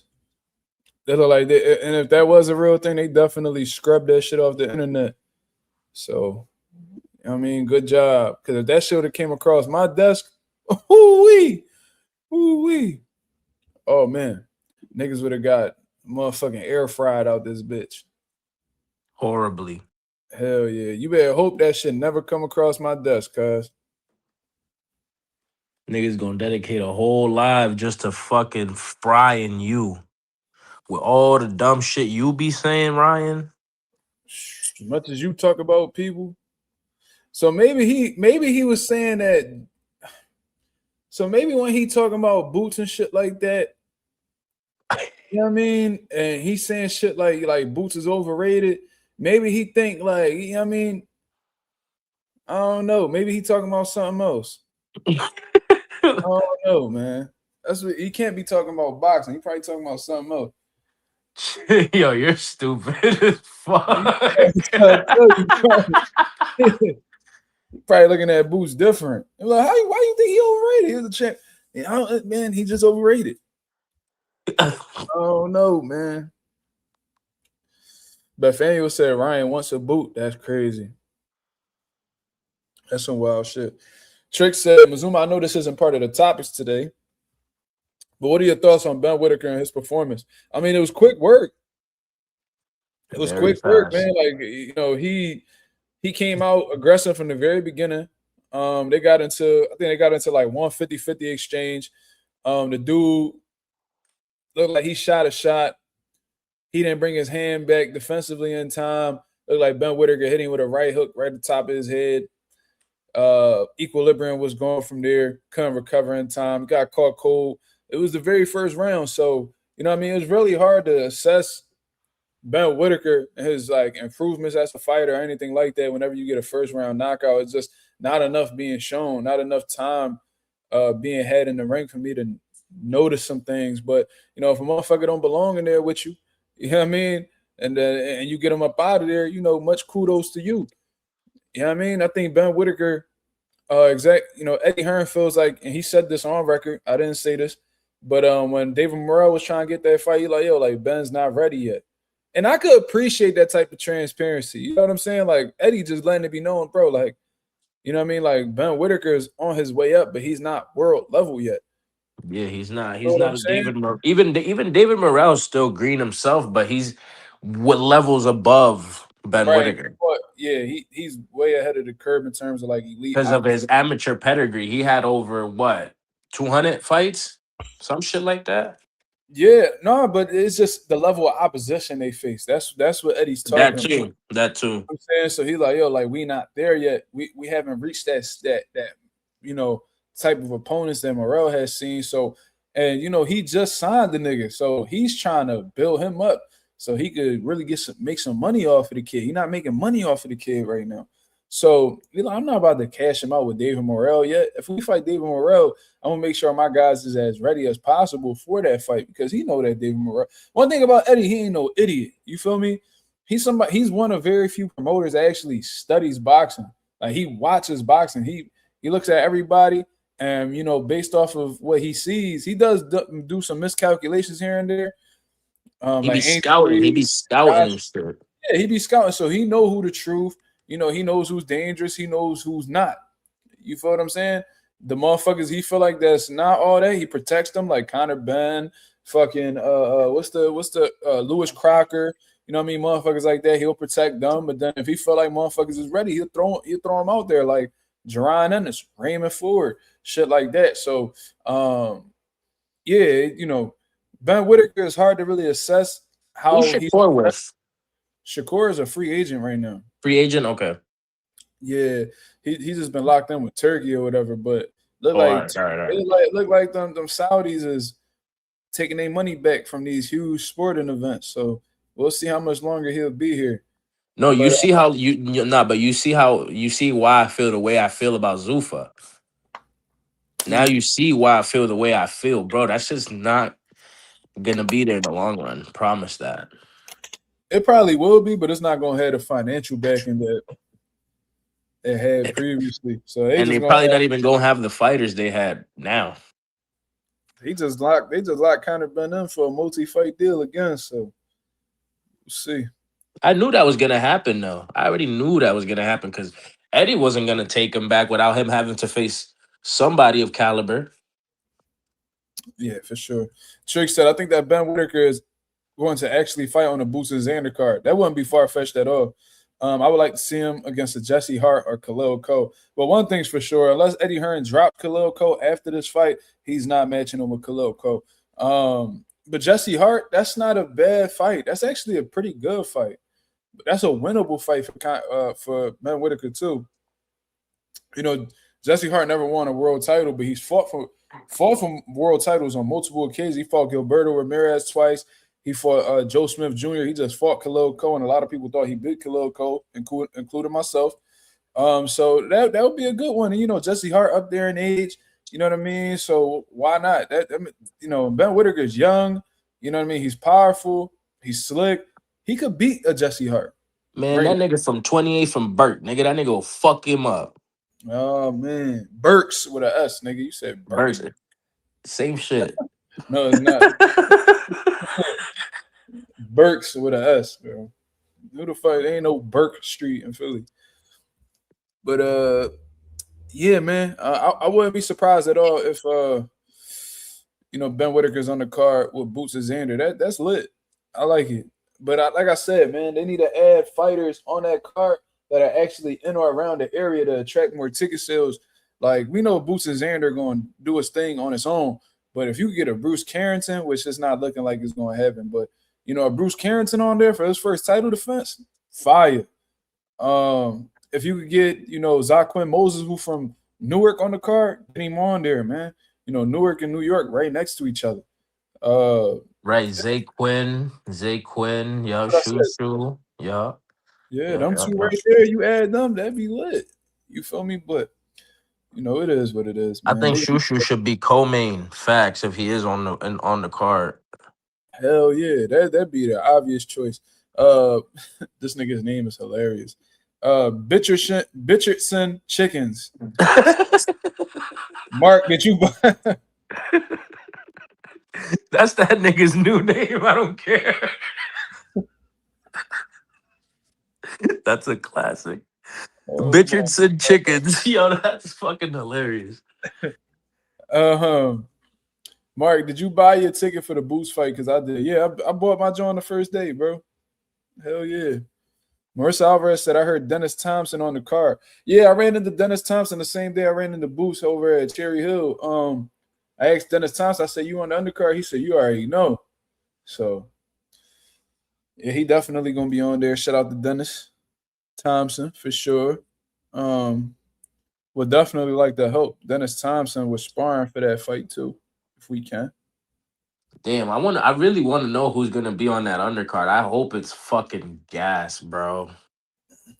I hope so too. I'm gonna go early too. I ain't gonna lie. Like I want to be there for the first fights. I want to see all that shit. I probably won't. Depends. Trick said, I'm in New York early morning. Oscar Duarte gave him that name. Yeah, Duarte's still talking shit about Hitchens. And Hitchens talking about, if that pussy won't fight me, nigga, you're a pussy, nigga. Shut up, nigga. Fuck is you talking about? Oh, that nigga trash, or he's shadowbox trash. But you ain't want to fight him though. You ain't want to fight him. Every time Duarte talks shit to him, it looks like he's in a cutscene. When he sticks up the middle finger and there's like a long pause, it's like, nigga, you're not in a fucking video game. No, that shit's hilarious though. I never seen Duarte talk crazy until he was in that Hitchens build up. He said, "Shut up, pussy." Shut up, pussy. Shut up, pussy. You fucking pussy. I was like, what the fuck? Hitchens is sick as shit. He was like, that's not funny. That's not funny. No, what made it funny was Hitchens though. His reactions was what made it funny. Hell yeah. Nah, and just hearing Duarte alone just talk shit was funny too, because I never heard him speak for real. Nigga, look, that nigga don't even, he's Mexican, don't even look Mexican. He looks Salvadorian. That nigga's funny as shit. Biceps all fucked up. That nigga's just hilarious, bro. He's funny built. And he could whoop ass. So you talking about Duarte? Yeah. Man, Duarte got that nigga muscular as shit. I ain't gonna lie, he kind of. Yeah, but his bicep looked goofy as shit. Because it was torn. This motherfucker got a bicep. But I'm gonna tell you this, and I can't definitively prove it, but Duarte looks suspicious to me. I've been saying that shit. He looks suspicious to me. We'll see. Maybe he not. Maybe that's just genetics. But how many motherfucking, let's keep it real, yo. Like, how many Mexicans you know built like that? None. None. Literally. Look at Isaac Cruz. The motherfuckers that I seen built like that popped. Canelo, fucking Ryan, motherfucker,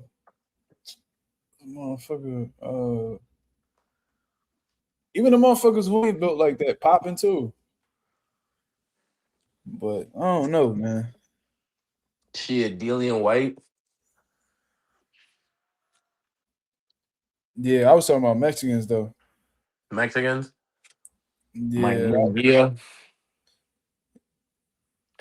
Now you see when Andy went over there, he got skinny as a motherfucker. I'm like, what the hell happened to him?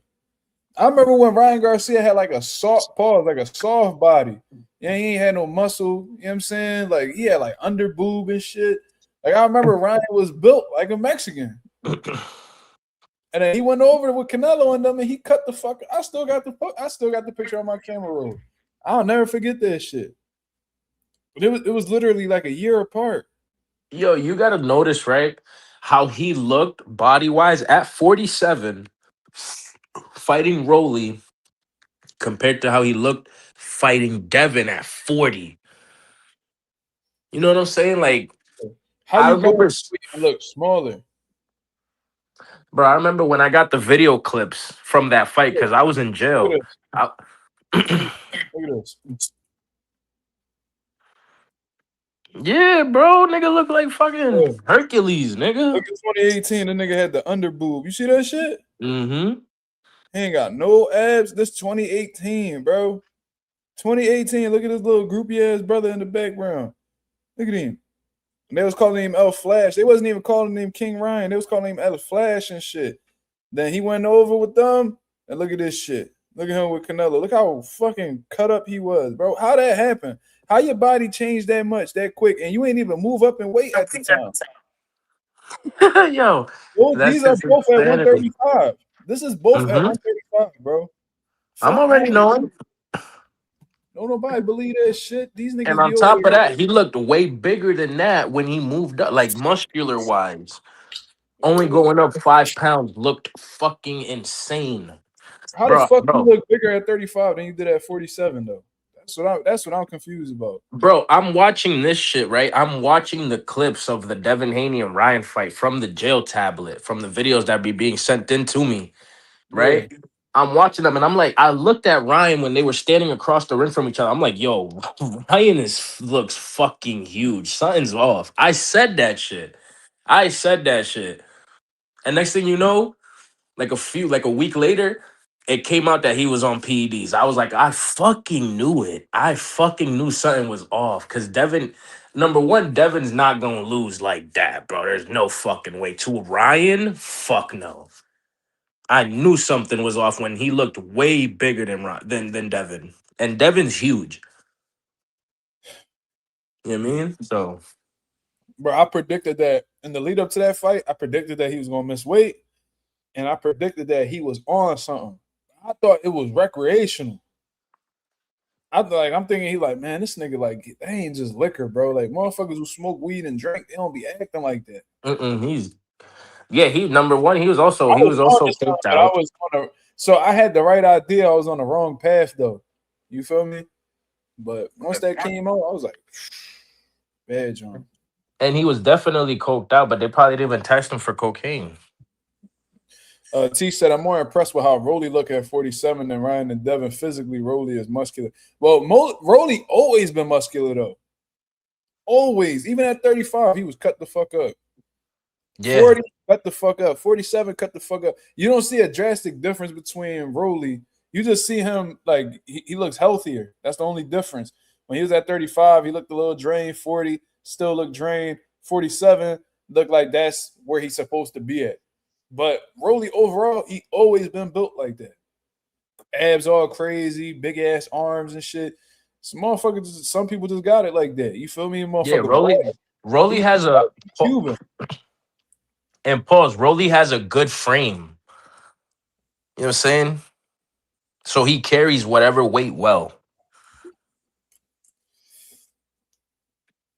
I said 147 is hard for Rolly to make. Marissa, I just seen Rolly talk about how 47 the perfect weight for him, but it's a sacrifice regardless. That's for sure. Man, that nigga will probably peak at 54. Yeah, but Boots, I remember when I first, like a few years back, I'm like, Boots don't look big though. Like I remember I was looking at him, my homie was like, "You," one of the fighters was like, "You tripping?" He said, "You ever seen Boots?" I was like, "No," like I never really took the time to like look at his physique and shit. So when he fought the one time on Showbox, I was like, "Oh yeah."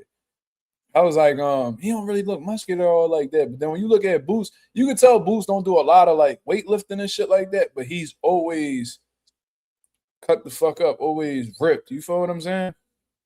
But Boots, he left 47 at the perfect time because the one time I had seen him, I was like, bro, that nigga big as shit. I ain't no way, bro. Like, I think a little bit before the Uizma Lima fight announcement, I seen Boots. That nigga legs all big, face all big, arms and all. I'm like, bro, he had to be like mid 80s, bro. Had to be mid 80s for sure. So that's why when niggas be talking about, Zaya's talking about, oh man, Boots, you got to put on some more weight, man, because no, ain't nothing for Boots to put on weight. You ever see that nigga Xander don't know what he asking for, bro. Just let him. He got blonde hair, bro. But this is the thing, like Boots literally low in weight right now because he was getting ready for Virgil. So he been in camp.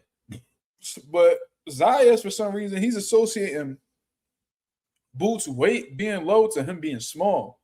He gonna have a hell of a surprise, man.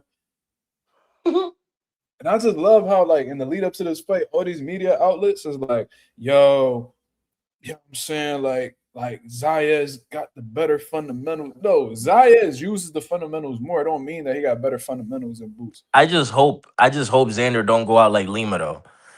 I didn't pay for that. I hope he I think comes the to fight is fight. gonna be great. What happened? Did you see Boots saying he would knock out Crawford in a recent podcast? No, I didn't see that. I believe it. I'm really tired of those questions for real between Bud and Boots. But you know, Boots is gonna call it how he see it. Like he a young, undefeated fighter, and he's not gonna allow himself to say that anybody better than him. I just, Floyd did the same shit. You couldn't tell Floyd that somebody would beat him. That's just their mentality, and I'm sure Bud will say the same shit about Boots. That's just them being fighters and believing in themselves. That's all. Bro, you could go up to Floyd and ask him if Sugar Ray Robinson could beat him. He'll be like, no. Hell no. He gonna be like, hey, can't nobody beat me. You never heard Floyd say that? He like, can't no fighter beat me. That's just how he feel. Man, all I know is fucking Ray Leonard would fry him bad, But horrible. you couldn't tell him that. That's the point. Like, how I know. He's stubborn. Yeah, but that's how you gotta be. You gotta be like that as a top dog in boxing. Like you got it. You can't just sit here and be like, oh, this motherfucker beat me. Like niggas ain't gonna be rocking with that. They train too hard. So Floyd been training since he was what, 6 years old. Motherfucker boxed till he was in his late 30s. What the fuck he looked like? What put his whole life into the sport of boxing to say somebody better than him? I think he retired in his early 40s. He might have. You know what I'm saying? But like he started wrapping shit up. Like his last, of course you count the 50th for Conor McGregor, you know what I mean? Whatever. But the last fight that he took for the Andre Berto 49-0, that was like, how old was he? Like 38, 39, maybe. Man, I want to see Boots. I want to see Boots fight Floyd right now. This nigga's crazy. He fought, his last fight with Andre Berto, he was 38. So he was in his late 30s. Then when he fought Conor McGregor, he was 40. So Yeah, that's Bro, crazy. I don't even count that Conor McGregor fight, man. Bro, you know what's so crazy though? At that time, Conor McGregor was 29 years old, bro. That's Yeah. crazy. That's crazy. I'm being 28 and seeing that. That's crazy. Fighting Floyd at that age is wild. Bro, but it's like niggas already knew Conor was not beating no fucking Floyd. Yo, did y'all peep Mayweather Box Rec? They got him in an official bout with Manny Pacquiao on Box Rec. Yeah, they do September 6th, September 19th. September 19th at the Sphere. But Floyd acting like he ain't fighting. He acting like he ain't rumbling for real. He talking about it's gonna be an exhibition and all this shit. Bro, to be honest, bro, I hope somehow, some way, Floyd pack him the fuck up. I want to see Floyd put Manny to sleep, bro. Just because bro, I want to see Floyd go to sleep too at the same time. I want to see both of them get knocked out. The double knockout. You want to see the double knockout? I want to see his record go from perfect to I want to see a draw on his record. There we go. It's ruined. There's no more perfect. Oh, fuck that. Floyd keep moving the way he moving. He might take a L. For real. I hope so. I hope he fuck around think he could fuck with Boots. Hell no, he ain't. Hell no, he ain't stupid, bro. I would love to see that. Yo, I'd probably be the only person in the planet. Nigga, when Floyd was like 38, he was like, man, I ain't fighting Spencer. I ain't gonna have them young dudes beat up on me. That's what he used to say. He died. He ain't fighting a soul. He ain't fighting a soul that's. Bro, Floyd versus Bud would sell fucking plus. millions. Yeah, but nah, he ain't gonna do that. That would fucking sell. That would sell out ASAP. Let's get into this Rolando Romero interview, man, because I wanted to speak about this. Oh yeah, I forgot. I thought we already talked about that. No bullshit. So this is Rolly's interview right here. They just dropped it earlier today, and the caption right here says "Deceitful liars." Rolly goes in on Haney for turning down fight and rips Conor Benn. Now I watched this joint. I ain't gonna lie, I was cracking the fuck up. So I'm gonna watch this shit. This is Rolly facial expressions, bro. It should be. Yeah, I was just about to say that. He gives the tism. He gives off tism.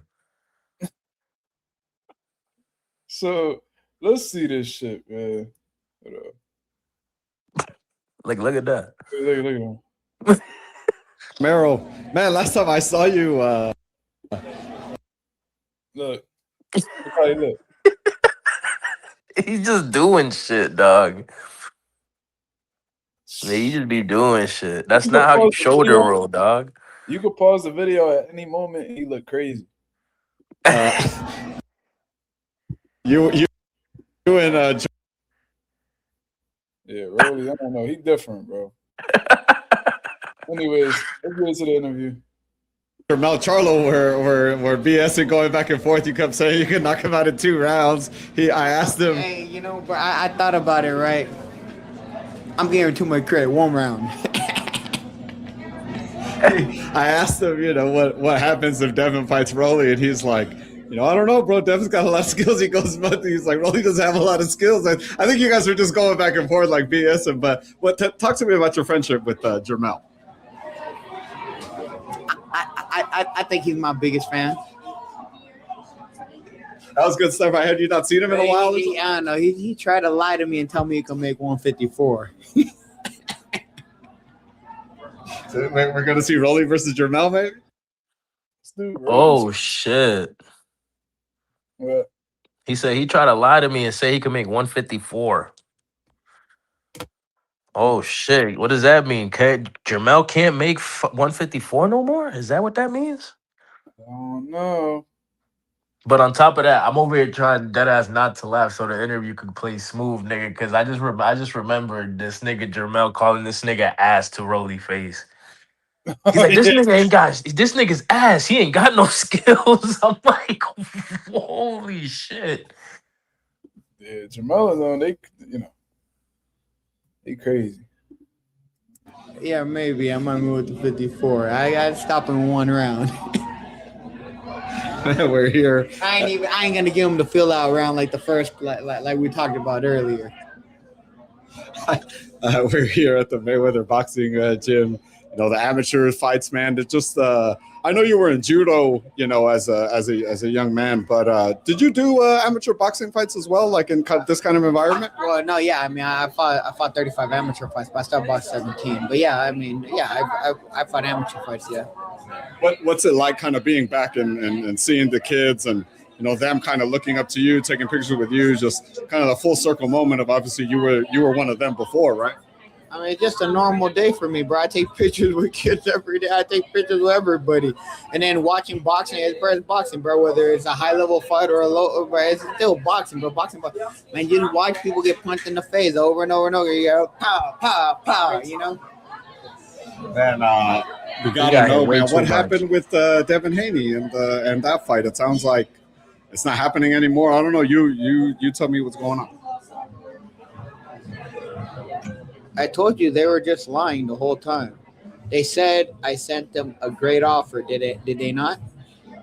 They sent all that stuff right, but they want it any way out because Devin doesn't have a chin. They like to waste people time. Oh, Debo, Dev don't duck anybody, but like clear. Like before, you know, it was like, oh, I wasn't entertaining because but you know, I'm gonna see, you know, let's press at it, you know, and then now it shows like right. Those guys are deceitful. They lie nonstop. Everything that Devin and Bill touch gets shattered. Every promotion company, everything, because they cannot do anything. They cannot generate views. They cannot generate income for anybody, and they know that. Rolly just started going there. But the fact this will make me laugh about Rolly, right? And I speak to him here and there and all that. For you to say that Devin ain't got no chin, considering how many times you've been stopped, bro, and you know, in fights and sparring and shit, it's crazy to me, right? Because we seen Devin get wobbled, we seen Linares wobble Dev, but anybody who know Jorge Linares, the nigga put shit out. That was just Jorge Linares, one of the most surgical motherfuckers offensively that we seen, you know, during his time, right? So that's whatever. But he got, you know, Haney recovered, he won the fight. Then with, you know, the fucking drug chief, Ryan Garcia, he got dropped multiple times, but he made it to the cards. You been hit one shot, they stopped the fight. Then you fought a nigga who was like who was smaller than Tank, 5'3", 5'4", Eastside Cruz. And from the very beginning, he whooped you into a stoppage. So you've been stopped multiple times, and shortly after that, you got knocked out and sparring by a prospect, Joanne Ingram. So it's like, I don't even understand how Rolly could go out of their way to say that this nigga don't got a chin when Haney never been stopped, but you've been stopped multiple times. Like that's crazy to me. I don't really understand that. Me personally, I wouldn't say a nigga ain't got a chin if I've been stopped before and they haven't. Right. That's just me. But anyways, let's proceed. So they didn't want to bet on themselves because, well, they know they're not worth anything. What Rolly means by not betting on themselves is just not taking a guarantee. That's what it sounds like to me. You know what I'm saying? Why don't you bet on yourself? Oh, they don't want to bet on themselves because they can't sell. No, that's not the case at all. Why would you? That's like, let me see what type of analogy I could put together for this. So, like, basically, let's say like you work in construction or some shit, right? And they got you building this building or whatever the case is, right? And you know, they want you to do the job for them, whatever the case is, and they like, and you go ahead and tell them, yo, we're gonna need $2 million for this job. And then they're like, why don't you build us this building? And then, you know, if everything turns out with the building, we'll see how much we'll be able to put together for you. No. Nigga, no. Oh, like put up our building and whatever the business makes, we'll give you whatever comes out of it. Yeah, Exactly. Like this building. You building a Home Depot. You building a fucking Home Depot. Let's say, oh, we need $2 million for this building. Now, how about you build the building and then if our business turns out successful, we'll give you such and such. No, nigga, I need to be paid for putting this building together. I don't give a fuck. I could give a fuck about what the building, what the business generates and all that. I need to be paid for the job that I'm doing. You feel what I'm saying? So I think that's where things fell apart for real, because PBC has been having this model lately since they haven't been financially backed by any big network. That pretty much you eat what you kill type situation. You get paid based off of how many pay-per-views are generated. So these motherfuckers ain't giving you no guarantee, and they just what I mean. If you do 500,000 pay-per-view buys, then you know what I mean. You'll get X amount of it. And it's like, bro, I'm not doing that shit, bro. Yeah, that shit's crazy. I'm not doing that shit. And I don't really see too many fighters really doing that nowadays. So that's what Rolly's talking about in terms of, you're not believing in yourself. It's like, no, they feel like he's an active world champion, by the way. It's not like Devin Haney's a has-been or he's irrelevant. Devin Haney is one of the biggest names in the sport of boxing today. So he's worth something. He's worth a guarantee. I know they ain't doing that shit with Canelo. That's what be fucking me up. Like PBC be having their own fighters on fucking payment plans and shit like that. You know what I'm saying? Motherfuckers ain't getting all of their money right away and things of that nature. And then you got motherfuckers like Canelo Alvarez, who's a free agent, come over to PBC and they give him whatever guarantee he want. Imagine they told Canelo, yo, you know what I mean? We ain't got no guarantee for you, but if you sell this much, Canelo gonna look at you like, nigga, you fucking stupid, nigga. I'm Canelo. Right. You stupid? Like, you dumb? You know what I'm saying? Like, the Canelo. They wouldn't tell Floyd that. Easy. No, they wouldn't tell Floyd that neither. But that's how they treating these guys over here, and they like, yo, like, we deserve a guaranteed purse. But what was so confusing was that Devin said that it was a good offer. You feel what I'm saying? So I wonder what changed from it being a good offer to it not being a good offer. Because did they lead Devin on to believe that he was getting a guarantee? Like, what was it? It's confusing, but I want to hear what else Rolly got to say. So let's hear it. Never want to hear them call me out again or bring me up or any of that stuff. It's dead. There's no ifs, ands, buts about it. It's dead. It's done. Man, it's unfortunate. I know Devin said something about complaining about the split that you wanted and saying something. We're putting up all the money. What more does he want? We're putting. It's a 50-50 split. We're putting up all the money. Bet on yourself. You're Devin Haney Promotions, right? That's how it works, right? We told him, all right, go sell your 50% to DAZN. Or go sell your 50% to this. Nobody wanted to put up the money because they know there was no money because Devin can't sell. That's what it is. So they basically like, yo, put up your own guarantee if you're your own promoter. And if you're not able to do so, have DAZN put it up. Have somebody else put it up. And nobody wanted to put the bread up. So they like, so Rolly's under the impression because these guys aren't willing to put up a guarantee for Dev that they feel like he's not worth what he's asking for. So that's interesting. That's interesting. Kind of surprised the Zone didn't look into it or Turkey Al-Sheikh because Turkey Al-Sheikh usually be looking out for Devin. So I wonder what it was. Is he just not interested in the fight? What is it for real? Because you would think that Turkey would rock with Rolly because Rolly beat a guy that he was setting up to beat Rolly. So Turkey could have looked at it like, oh, all right, like, he proved me wrong, whatever it is. I want to keep him on these shows. But you got to remember, though, the last time Rolly said that they treated him like shit. He did. He definitely did. I forgot about that. So maybe it's like a fuck him type situation. Maybe Rolly don't want nothing to do with Turkey. Right. He said that Turkey and them was giving them problems with the hotel and there's a few different things he said. He said they treated him horribly. Yeah, he said the hospitality was A1 shit. Damn. So that what the network would have been, I'm assuming Amazon, because you're It with would have people. been Amazon, and if they would have brought it, they could brought it on the Zone. We gave them permission. They could bring on the Zone or whoever they want. It would have been Amazon the Zone. Wow, really? So that would have been their first collaboration, I want to say. No, those two guys. what you mean their first collaboration? I'm saying Amazon and the Zone, right? No, I think they did. They did another fight that had no, never. No, I was Showtime the Zone. Right.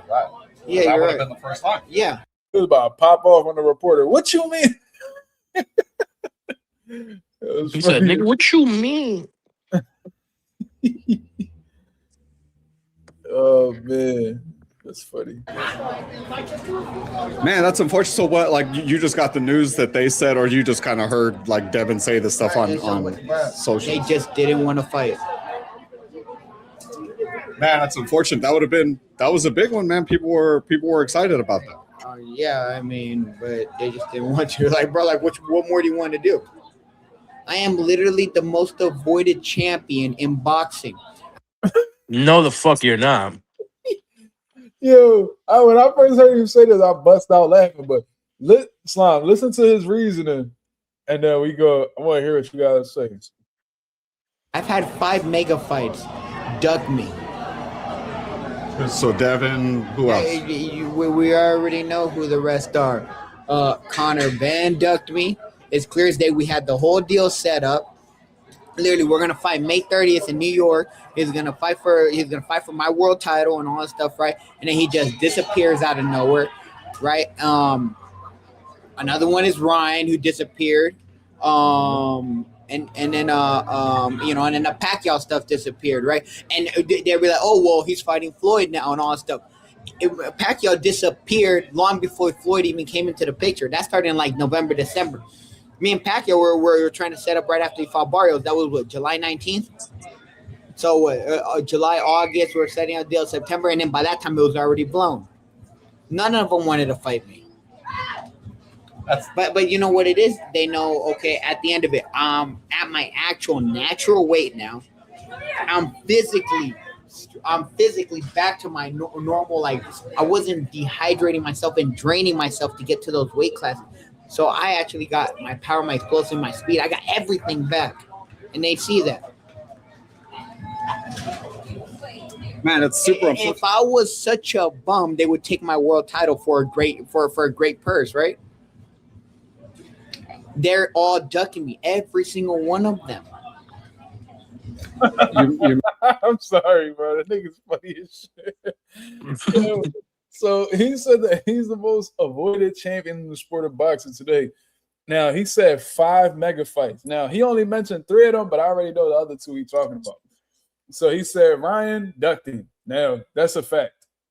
I'm sorry, like that's a fact. Ryan ain't want nothing to do with that rematch, right? So then you got the motherfucking what was the other one he mentioned? Pacquiao. Pacquiao definitely sidestepped Rolly. He did. Conor Right Benn. after Barrios fight. Then you got Conor Benn. That was the one he didn't mention, but I think he's gonna mention him later on. And then he did mention Conor Benn. Huh? He did mention Conor Benn. Okay, well I didn't hear that one. But the 5 he's talking about is Devin. That's disputed. You know, so Devin, you got motherfucking Conor Benn, you got Ryan, you got Pacquiao, and the other one he's talking about is Barrios. That's the other one he was talking about because I remember when I was talking to him back and forth, he said that he had 2 options on the plate between Ryan and Barrios, and they both ended up fighting each other and not fighting Rolly. So that was that situation. But shit, when you really think about it, motherfuckers definitely not fighting Rolly. But I don't think it's because they don't want to fight Rolly. It's because they found different options. More money opportunities. Right, but one thing you can't dispute though, Ryan ain't want that smoke. Yeah, Ryan didn't. Ryan's pussy. He's like, I'm cool. Out of everybody on that list, he definitely right about motherfucking Ryan. And maybe Barrios too. You know what I mean? Because I'm really confident that you never know, but that if Rolly and Barrios was to fight, Rolly would have clipped him. Rolly would have knocked Barrios smooth out. If I he would would have have, loved that. oh my god, I think Rolly would have knocked Barrios out. They would have got And this in. took his bitch. Woo-wee. Marissa said, "What about him? How about him and Lopez? What? Tiafimo? Tiafimo talking about he want to fight. They got him lined up with. They talking about he gonna fight Ryan. And I got Rolly fucking him up. Man, By the way, Tio might he might outmaneuver Rolly. I don't know, man, but Rolly might have a chance. He might. Tio gonna get hit in that chin of his and go out. I'm tell you something. Rolly hit hard. Yo, if Rolly was to beat Tio, bro, I would fucking die laughing, bro. Rolly might crack that pound for pound list. He knock out Tio. Bro, we're gonna see Rolly on the pound for pound list, and it's gonna be the funniest reason, bro. Because he fuck around. Because now you got Ryan and Tio on your resume. That's crazy. Said who is a bigger fight for Haney if not Rolly? I think Devin needs to take this fight. I mean, Devin don't really got much options, man. Like he's making it seem like he has a lot of options. He really doesn't. Because even when I was pushing for that Jack Catterall fight if he wasn't able to unify, right? But Jack Catterall about to rumble. Who the fuck Jack Catterall about to fight? Isn't he fighting Liam Paro or something? No. Jack Catterall got a fight lined up. He fighting soon too. I already seen him in camp and all. He not with Bozy, surprisingly. But he's about to fight Giasov, the nigga that Rolly is supposed to fight. Oh, Giasov. Yep. That's a good ass fight. I cannot wait for that fight. I love the fact that Jack Catterall just going to the smoke, bro. This nigga do not care. You know what I'm saying? But if Giasov wash this nigga Catterall, Rolly ain't fighting that nigga ever. Yeah, Rolly don't want to fight him right now. That's why, because Rolly was acting like is Giasov really like that? Now Giasov undefeated. He strong motherfucker. Like he could fight. Like a lot of niggas think he could beat Rolly. You know what I'm saying? He had a good, height. He's been a bit inactive and shit like that, but all in all, Giasov can rumble. He can definitely rumble. I'm really trying to. With Devin, he got his hands tied up a little bit because, all the champions, they acting like they don't want to fight him. Lewis Crocker, Eddie Hearn blocked that. You looking at, Rolly Romero, they just had a falling out. And Rolly acting like there's no way to make that fight happen. Then you talking about Ryan Garcia. Ryan Garcia talking about fighting Theo. He talking about, Conor Benn. Like, he talking about dumb type of niggas. Eddie, Devin Haney already put his demands on the table. He said, yo, we could get the fight started as soon as this motherfucker do 365 testing. I'm not seeing Ryan Garcia sign up for that type of testing. I'm not seeing it happen. Ryan don't really look like he want to fight Dev right now. Then he was talking about going to 54 to fight Xander. Boots took that fight. What are you do? What are you gonna do? What interesting fighters out there for Dev? Even if a nigga move up and weight, Keyshawn, he fighting Nair Albright. Shakur, he said he not fighting the nigga unless he at 144. Like, Dev don't got much options right now. I'm sick of Shakur. Motherfucker, tell Dev to go fight Josh Kelly out in the UK, man. Go take that belt off him. How about that? Go fight Fondora, nigga. Go whoop on him. Fondora, you got to go with PBC. You got to go with. He already done dealt with PBC. Oh man, yeah. Fondora enough said they not leaving. As long as it's with PBC, they don't care. But Dev already got his issues with PBC. They're not giving no guarantees. He's not gonna be with it. He gonna run into the same problems with Fondora that he had with fucking Rolly Romero. They were the same people. Yo, could you imagine if Dev deadass fry a nigga like Fondora, like fry him? He could outbox the fuck out of Fundora. I know that, but that height gonna be a little bit difficult. Even if he drop him with like a body shot or something, that's bro. Devin pound for pound gangster. Man, Like down at the list, like Fundora, number 5. Fundora a tough fight for anybody. He'll give Dev some issues for sure. But you never know. You never know. Man, I want to see Dev spark somebody already. Shit, Devin Haney and Josh Kelly at 154. Dev could go out to the UK and take that IBF title off Josh Kelly. Josh Easy Kelly work. had a tough time. He had a tough time with Dev's speed. Dev's speed, his foot speed and his hand speed, his accuracy. Yeah, Light work. Yeah, he gonna give Josh Kelly a lot of fits. Josh Kelly ain't gonna be able to do that bullshit that he be doing with everybody else on Dev. Dev too fast for all that showboat shit he be doing with his hands down and all that. Yeah, he liable. Dev's gonna pick that off. He's gonna throw an uppercut. Man, that jab gonna have Josh Kelly froze the fuck up. I'm telling you, Bro, he's gonna feint a jab and throw an uppercut. And that when this nigga Josh Kelly hands are down, he's gonna fry him. Trick said Devin versus Tiger. That's Slime's dream fight right there. Absolutely.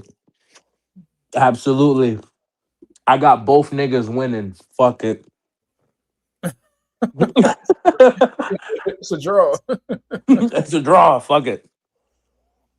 Devin just need to get back in the ring, to be honest. Too much time being wasted. I agree, Anonymous. They got to figure something out.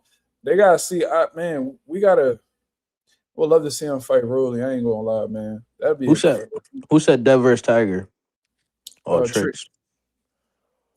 But I would love to see Dev versus Ryan. I think Rolly bullshit because Rolly don't got much options neither. You feel what I'm saying? Something got to change so they could go ahead and get that shit popping, man. I wish. Yo, that's the face you make when you see some fine shit walk by. Dead ass. All right, let's play this video. I don't want to look at this face no more. Mentioned Conor Benn. You know, the negotiations didn't work out with you. What did you think about his performance versus Regis? Conor Benn is a future Hall of Famer. No, the fuck he's not. Trolling. Pause it. Oh, he's trolling. Yeah, he trolling. Look at him.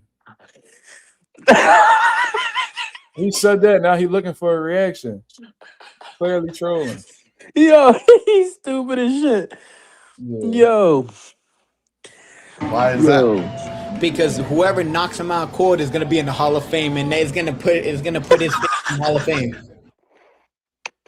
Yo, he's stupid as shit, dog. I swear to God. Bro, Because whoever knocks him out is going to the Hall of Fame. Yo. This nigga's crazy, bro. He said so he basically said Conor Benn is gonna be in the Hall of Fame for getting knocked the fuck out by somebody who's in the Hall of Fame. That's what he said. That's the only time he gonna be associated with the Hall of Fame is if he get knocked out by a Hall of Famer. That's crazy. Look, see, Rolly a fucking clown. Look at him. To him, he thought that was the funniest shit in the world. It kind of was, though. Oh man. So you see him like a dead man walking, so to speak, I guess. Yeah, no, he has a little bit of energy. You know, he's still got a little bit. You know, he's limping, but you know. You know, he straight away, you know, he ain't a dead man, but he limping. He got a little bit of energy left. He limping, but he all right. I could definitely kick it with Rolly. Yeah, Rolly. When I go to Vegas, he said when I go to Vegas, he gonna link with me. So we gonna see. Called out Ryan Garcia. Ryan's been calling him out. It seems like that's the one that's at least they're both talking about it. I don't know. What are your thoughts on that? Okay, how about this, right? I made perfectly, like Conor Benn was over there begging for the fight with me, right? All stuff, which we had the whole deal set up, by the way. We had the whole deal set up, but he's over there in New York trying to cause all that commotion, all this stuff, right? He did it for clout. Same thing with this, bro. He might be doing this with Ryan for clout too. Like I said, they're over there trying to make all this stuff right. I'm gonna do that fake beef, and that's the thing. That's why it's like, bro, it throws me off, man. And then you go do all that fake beef, and then you want to go come over here and try to, you act like you're a big tough guy, and then go run off and not fight. And he might be doing that with Ryan because Ryan knocked him out cold. Damn. Now, I'm gonna say this shit about Conor Benn. I've been saying this shit about Conor Benn. This is an insecure motherfucker, bro. This is a nigga who got motherfucking hairline surgery because he said he wanted to look more menacing with a beard. This is a nigga who grew up needing nothing in his life but decided to tat his whole body up. You know what I mean? Like Conor Benn just want to prove to the people that he this stone cold nigga so bad, but whole time that shit is overcompensation. And a lot of the motherfuckers who overcompensate on their looks or, overcompensate in one field is because they insecure in another. So that's how I always thought of Conor Benn. I always thought that he was a weak individual, you know what I'm saying, in terms of like how the way he be moving as a man. And very, very insecure. And when he be popping all this tough guy shit, man, like I know that Conor Benn ain't no tough nigga because he move real calculated. You know what I mean? Like calculated don't really move. Tough niggas don't really be moving all calculated. That's why a lot of them niggas die real young. So if you was really like this crash out tough nigga that you claim to be, you would have been fought somebody.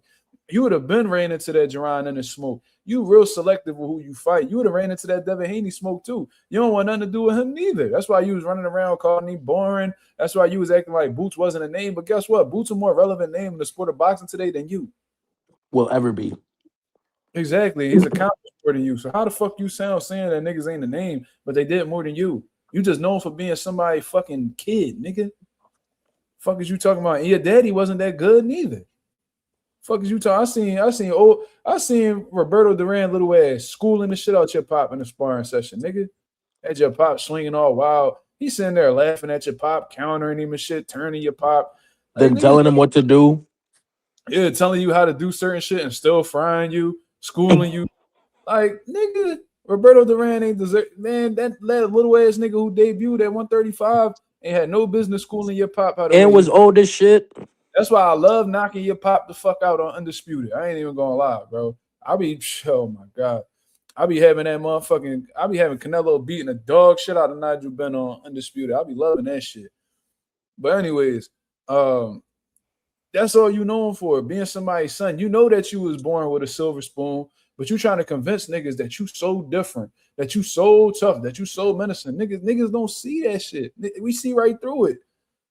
Especially since you said, Young T said Mazuma, so you finally got it. Got what? Finally got what? The game.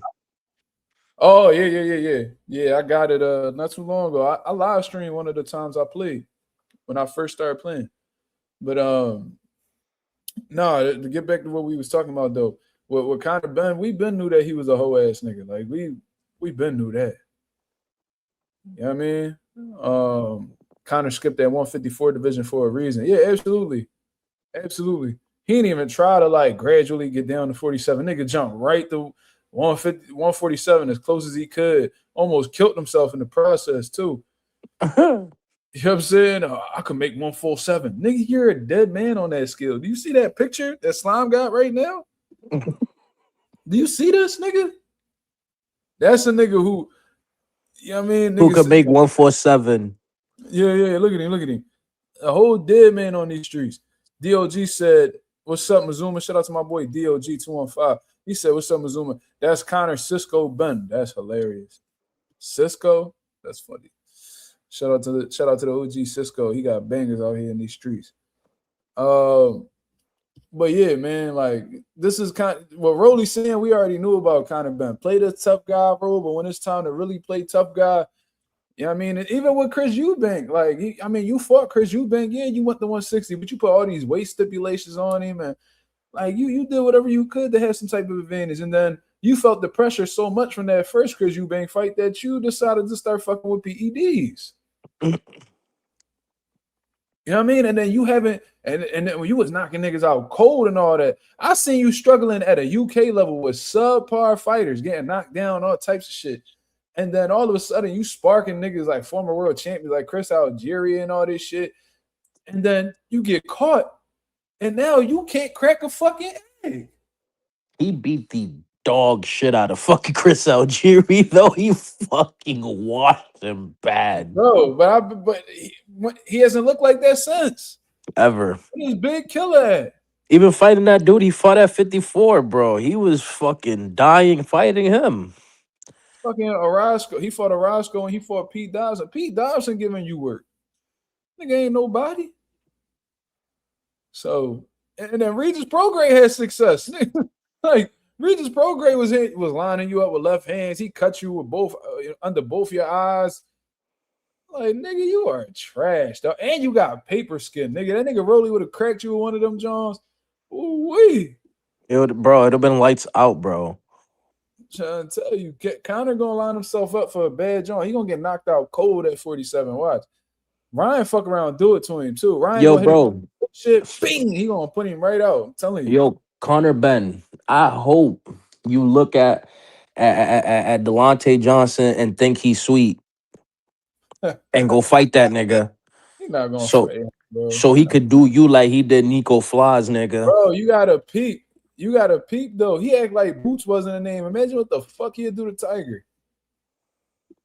This nigga said, I'm walking down Philly and they know my name. Nigga, don't nobody know your fucking name. Nigga, ain't nobody in Philly know you. Who the fuck know Conor Benn in Philly? Mark, go up to like 17 niggas in Philly like tomorrow morning and just ask them who Conor Benn is. I bet you not one of them say they know. I'm like, who the fuck is? They gonna be like, nigga, get out of my face. Nigga, I don't know no fucking Conor Benn. I'm like, who the fuck is that? Niggas probably get triggered. Am I supposed to know who the fuck that is? Nigga, no. They gonna think you threatening niggas. Yo, who the fuck that nigga is? Yeah. Tell that nigga I say what's up. Tell that nigga I say you bitch. Philly niggas gonna start getting paranoid. Why though? Why though? Like, what happened? I'm trying to tell you. Like, ain't nobody know him. But anyways, let's hear what else Rolly got to say because he's exposing Conor Benn right now. You see Ryan knocking Conor Benn out, huh? Anyone, Devin Haney might knock him out cold. And that's me. That's saying a stretch. Damn. He means every word though. He really do. Even Look with at his that face, dog. He looks like a fucking character. Yeah, even with that face, he dead ass serious. He look like a cartoon, dog. Bad Jones. He said Devin Haney might knock Conor Benn cold out. Bro, if he gets done like that, Conor Benn cut into that muscle.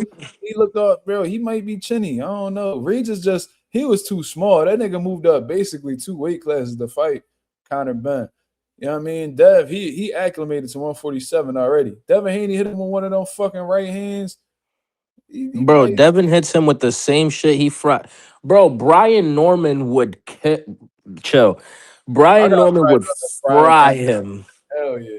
I got Brian Norman beating the shit out of Conor Benn. He's going out worse than Jin Sasaki. You know how? Because fucking this dude, Brian Norman, he got good ass timing, bro. He a hell of a counter puncher. Conor gonna try to get all reckless with him. He gonna run into some hot shit. Bing, boom. Yo, yeah. Brian Norman would do it to him, yo. Nigel Baldass gonna run in the ring and fall. Yo, Brian Norman not gonna mind sitting in the pocket with that nigga neither though. Brian Norman, he don't care. He gonna walk right to Conor Benn. Once he see Conor Benn ain't got no power, he gonna dog him. Brian Norman would probably do him dirty and everybody he mentioned. I ain't gonna lie. Bro, I'm trying to tell you. And if Devin Haney was to fight Conor Benn and he sparks him cold, dog, that's gonna be knockout of the year.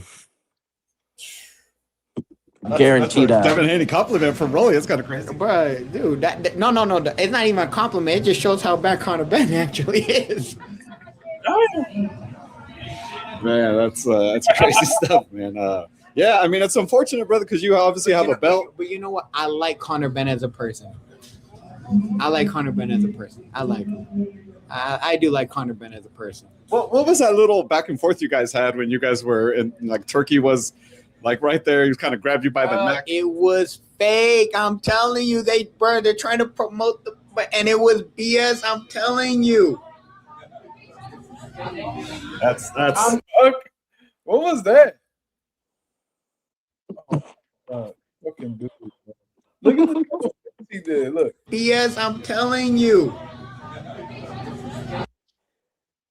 What the hell? I'm telling you, it's all a joke. Man, that's unfortunate. So you don't even. I'm gonna tell you like this. You know me, right? You know me, right? You know Rolando Romero. If somebody has a problem with me and they get in my face, what do you think I'm gonna do? Handle it. I'm actually gonna do something, right? Everyone knows that. Man, it's unfortunate. Rolly, like, nigga, somebody run up on me and we serious, I'm gonna fuck that nigga up. That's basically what he said. And I'm gonna say this. He means it too. He dead ass. I'm gonna tell you this though. Rolly one of them niggas outside of the ring that I ain't gonna lie, that's not a nigga that you want to get into it with. I ain't gonna lie. Not only because he a boxer, but the nigga got a crazy judo background too. So that's a fucking death wish, bro. Bro, because you know how them judo niggas do, bro. They be tossing niggas and all that.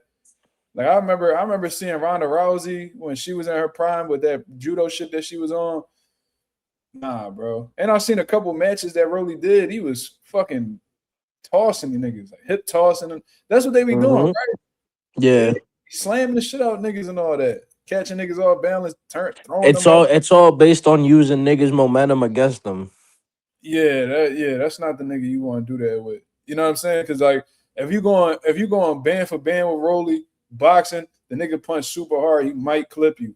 Then you know what I mean? If y'all get physical, the nigga might toss you too. It's just that's not a good joint, bro. Like Conor Benn, you be struggling wrestling with your pop, nigga. Like I seen that shit. Your pop old as shit, bro. Nigga he's still gripping you up. Yeah. Nah, you don't want to do that with Rolly, cuz. So yeah, he said that shit was all like an act. He said that shit was just all for the cameras and shit like that. I believe it. I think Conor Benn got a little bit too handsy though. Nigga would have put his hands on my neck. I'd slap the dog shit out in front of Turkey. Like you tripping. I don't know. Slap the shit out of Turkey too. Fuck. As soon as you go like this, you're gonna have 8 holes in your chest. Them niggas, Turkey is like heavily protected, bro. Man, that nigga gonna fuck around and he gonna pull that parachute cord that he got on, nigga, and it's gone. The whole arena's lost. Nigga, fuck out of here. It's crazy. You'd have felt 8 hot ass. You would have felt all this fucking hot shit in your chest. You know what the fuck? I would have heard a whole bunch of heat-seeking missiles on my ass. Yo, that's funny as shit. Let's hear what else Rolly got to say. Brother, it's unfortunate because obviously you're a champion in one of the hottest divisions in boxing right now. I mean, so what if you could pick? I guess, right? I mean, I don't know. Like, what's the options now? Like, what's next? Like, what are the options if these guys aren't signing? You don't know. I might retire. I just might retire. The boxing world needs Rolly, man. For what? You guys, that was funny. For what? Because of shit like that, nigga. That's what. It's funny. Don't love me when I'm here, and you guys constantly downplay and disrespect my name. But I have done nothing but give boxing entertaining fights, and I fight anybody. I've never ducked anybody. Have I been somebody to duck anyone? I mean, you was for a little bit. I mean, you ducking somebody right now. You did. You don't want to fight your mandatory. Get off, and then you know what I mean. Like you was acting like you ain't want to fight Dev neither until you know what I mean. Gearsoft was knocking on your door. Then you wanted to fight Dev. So let's keep it real. You ain't really want to fight Dev until you're mandatory. You know, the WBA was trying to force your hand, and then you went ahead and you tried. You know what I mean? You gave them the impression that you was going to fight Dev. Then as soon as Gearsoft locked in with Catterall, all of a sudden, you know what I mean? You don't want, you know what I mean? The shit with Dev fall out. So I don't know, man.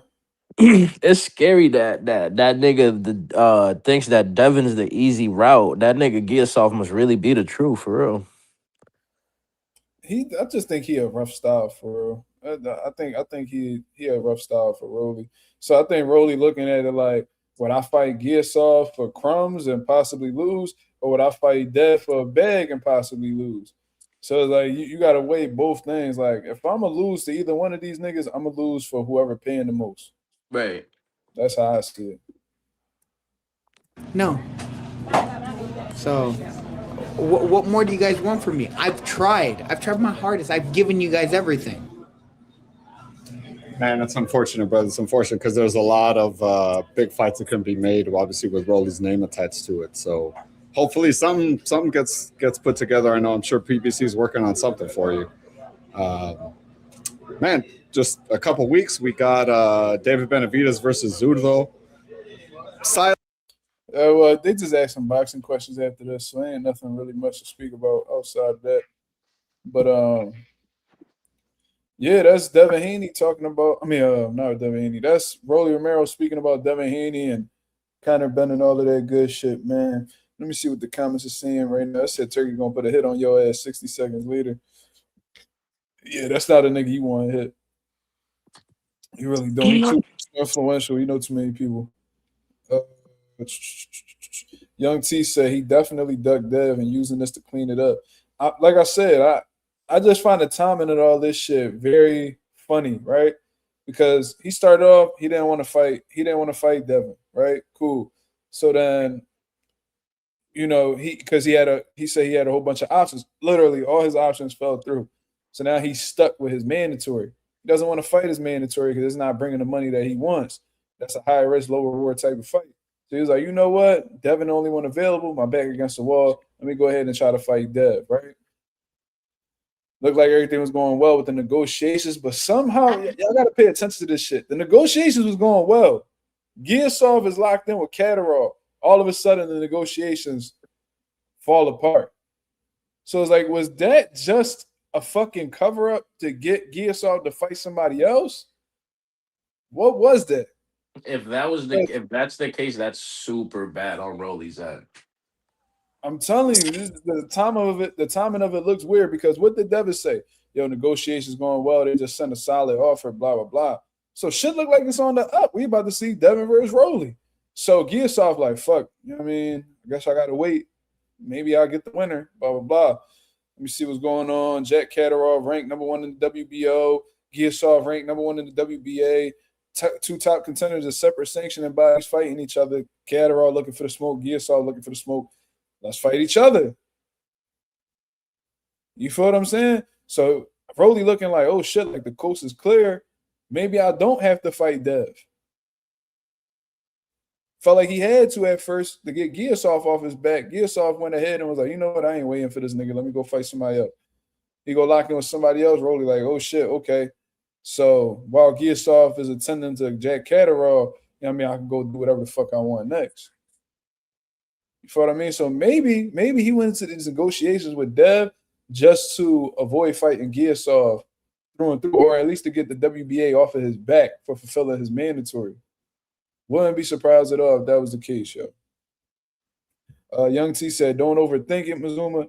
It ain't no coincidence you thinking in the right direction. That's just how I see it. Ralph said, this the same motherfucker on camera. He said, I want nothing to do with Devin. That's exactly what he said. But that was at a point in time where he had options, or at least he thought he did. When he ran out of them options and Giasov was the only one standing there, he was like, oh shit, let me go find this Devin fight real quick. So that's how I see the situation, to be honest with you. You know what I mean? Man, if they make Conor Benn versus Ryan, man, I would like to see that. Yeah, it's gonna be interesting how they go about all of that shit for real, because you know it looked like Conor Benn signing with Zulfa and all of that shit. He signed a multi-fight deal with them. I don't know how they gonna go about the shit with the world titles, but Conor Benn talking about he want that world title fight next. So yeah, it might just be Rolly and Ryan and Conor next. And I ain't gonna lie, I don't really care who wins because I don't fuck with neither one of them. But to see Conor Benn get knocked out would be fucking hilarious, bro. I ain't gonna lie. See either one of them get knocked out would be funny. Yeah, but we already seen. You know what it is though? I already seen Ryan get the belt put on him a couple times. I think it's Conor's turn, bro. Like for real. But Ryan didn't get enough belt. Nigga, Conor didn't either. Shit, Ryan got more belt than Conor. Nigga, Chris Eubank was giving him belt. Man, that shit wasn't enough. I ain't see that. I want to see that nigga get beat into submission. I seen Ryan quit. That's cool. I mean, Tank made him quit. Rolly knocked him down, made him quit. I want to see Conor Benn quit. I want to see him get beat the fuck up. I want to see all his confidence get drained from him. And how drained he look on that motherfucking scale, bro. If Ryan hit him, Ryan might put him out, bro. But them bad weight cuts like that, you get real chinny. Bro said we got to see Ben get stopped. That's a fact. That's a fact, bro. Oh my God, that shit will make my fucking year. Stop bad. Like, I want to see him get hit with a left, try to get up, fall down, get up, fall down, get up, fall down. The ref wave it off. You know? Yeah, shit, I think we all do. He deserved that, bro. Man, Nigel Benn might fucking have a whole panic attack in that John. Bro, Nigel don't believe in his son like that neither, bro. He really don't. I'm gonna keep it real. He don't believe in his son at all. When they be bringing up certain names, bro, Nigel do not be with that shit. When they brought up Dev's name, Nigel was like, no, like, you know what I mean? Like, my son, that. Like, y'all niggas, y'all scary, cuz. Man, I'm not playing online on Undisputed yet, Young T. I'm getting there, though. So, I mean, whenever I do, I'm going to let you know. you know what you should do, Mark, to get yourself up there in levels? Fight the computer, but, like, go from, like, easy and work your way up. Or go from normal and work your way up. I think I'm, like, at moderate now or some shit. Yeah, moderate's, like, normal. Okay. So then from there, just work your way up. Rouse said, well, how drained he is, he might go out like Fonseca. Damn. Shit. Fonseca went out. Trick said, what about a Devin versus Arnold Barbosa? Arnold had some good ticket sales in his last fight, which took place at the Honda Center in Cali. I ain't gonna lie, that's not a bad fight. You know, Arnold Barbosa came out. He really impressed me with his last win against Kenneth Sims, bro. You know, Arnold Barbosa, not like this come forward pressure fighter, you know, the typical, well, the stereotypical Mexican fighter. No, like Arnold Barbosa got some intelligence to him. He got good boxing ability, very smart, man, and he knows how to win a round. He knows exactly what it takes to win a round. And what impressed me with Kenneth Sims is that, I mean, with the Kenneth Sims fight is the fact that he didn't really allow Kenneth Sims to have any, like, big moments. You know, like, you know, Kenneth Sims will land a good shot, and here you see Arnold Barbosa picking it up to get that shot back. And then once he gets that shot back, he goes right back into cruise control, and he's dominating the course of the round. So Arnold Barbosa is a formidable opponent. You know, that Teofimo loss kind of showed me that if you have certain abilities, you could give him some fits. Like if you got the speed, you got the athleticism, you know what I'm saying? Or you got a bit of a ring intelligence, you might be able to, you know, get past his, you know, game, which I think Devin Haney is fully capable of doing. But I think Devin Haney will beat Arnold Barbosa. I think he's just a lot quicker. You know what I mean? He'll beat him easy, so easy. I think he'll outclass him. But Arnold Barbosa, I respect him. I don't give Barbosa a single round. Not one. Not one. Maybe I'm maybe going too crazy. Maybe I'll give him 2 rounds. That's it. I think he's solid though, man. I don't think he's on Devin Haney's level. I don't even think like he would be. If he plays his cards right, he might win a world title, maybe. Man, I'd like to see him versus Jermaine. Jermaine will put belt on him, I feel like. That'd be a good one too. But Jermaine, I mean, well, Arnold Barbosa is officially at 47 now. Jermaine is still at 40 from what we understand. He might move up though. Who knows? Man, Jermaine's on fucking Instagram eating all types of seafood and shit. And that nigga blowing up. That nigga gonna move up soon. Well, we'll see. But yeah, Devin Haney, y'all got to remember too, Arnold Barbosa was supposed to be the one to step up in case Ryan Garcia fell out against Dev.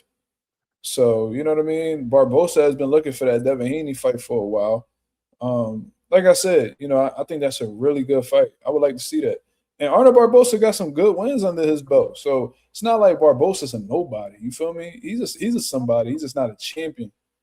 Devin might be looking for champions, but you might have to settle for a Barbosa if none of the champions are available.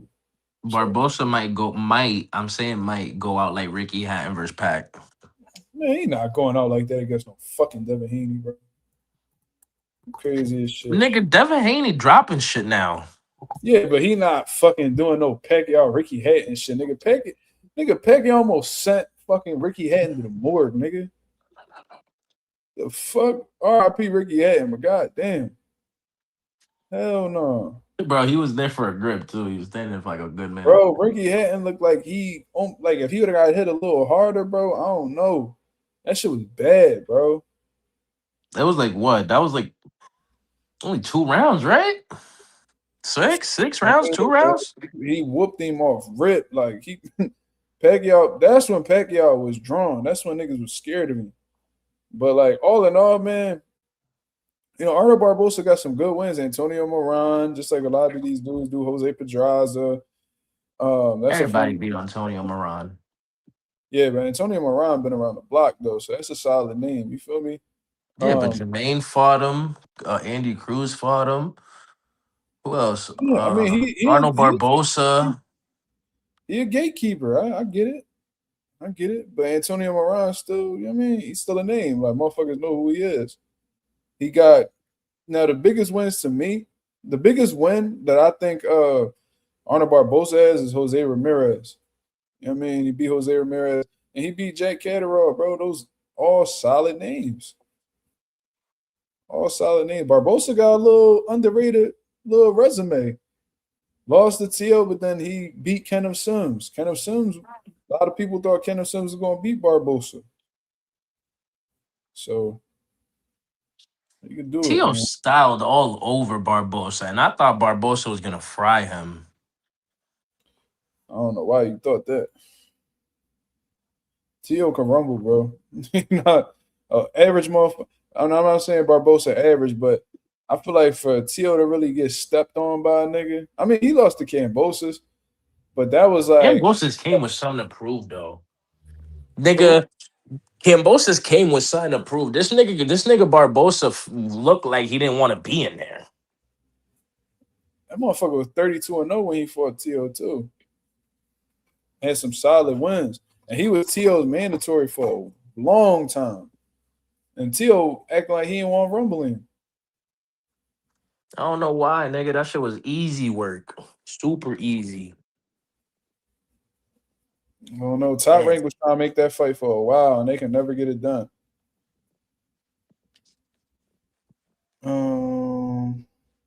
Anonymous said, what I'm thinking, to be honest, is if Paro beats Crocker, I think he'll fight Devin. Paro's going to beat Crocker.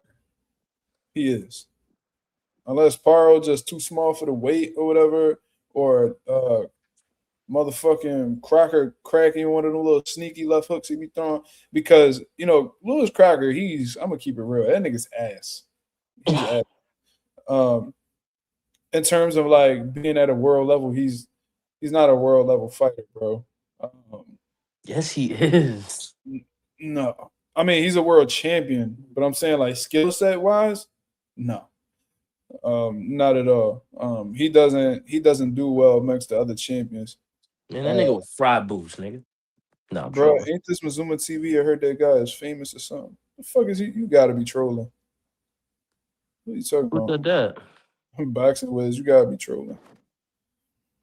But no, for real though. I was watching Lewis Crocker when he fought like Patty Donovan and all that, and bro, he's very economical. He got that high guard defense. He'll sneak in like little counters here and there. Nah, bro. Hell no. He ain't got enough for Leon Paro. Leon Paro should whoop him. If Leon Paro don't whoop him, something wrong. Seriously. It's either that or he's just better than what you thought. I mean, I guess, but like, I don't know, man. Like, if you performing like that, no, he not like that. Anonymous said, no, I'll be honest, Slime. he ain't world class, bro. I'm trying to tell you, he not. Motherfucker was just I don't even know who fucking Lewis Crocker is till y'all yeah. niggas start talking about him.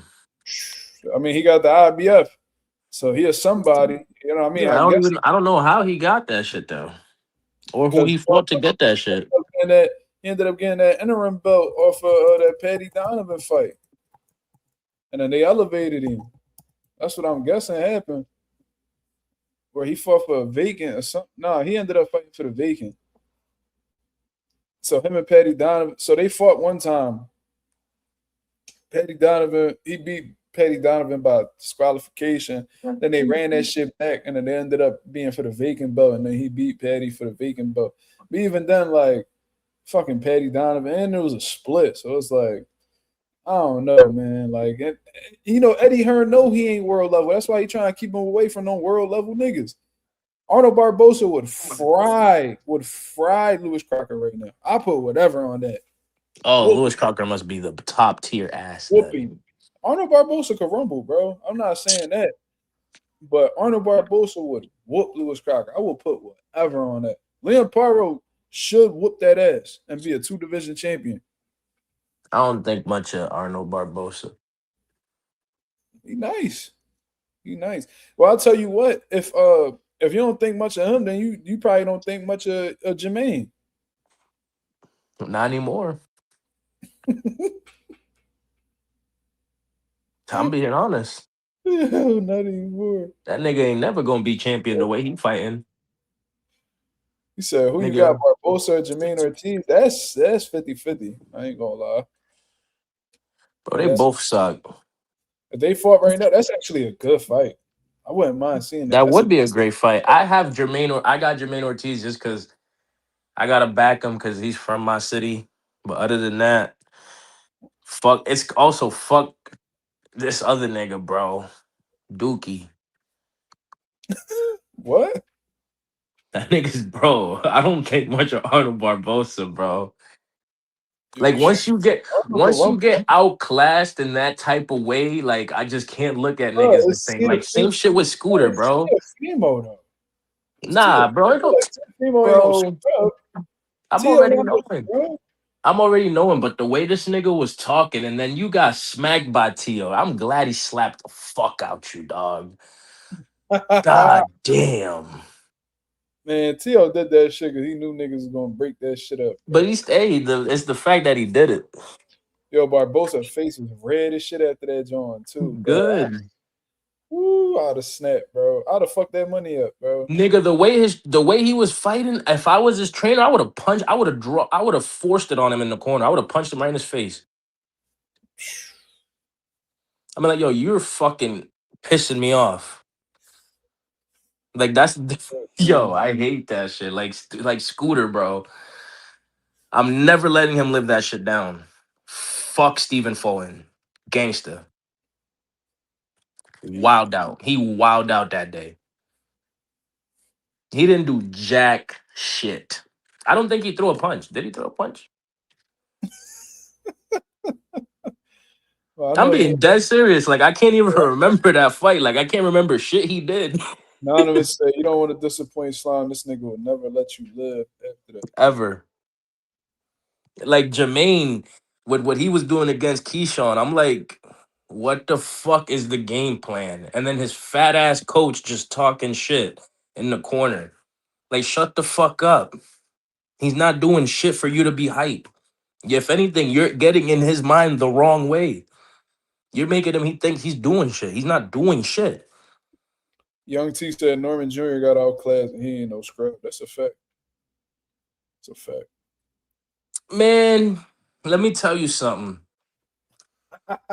You can be outclassed and be a high-level fighter. Like, if Tank got outclassed by Shakur, niggas will still think Tank is this fucking monster.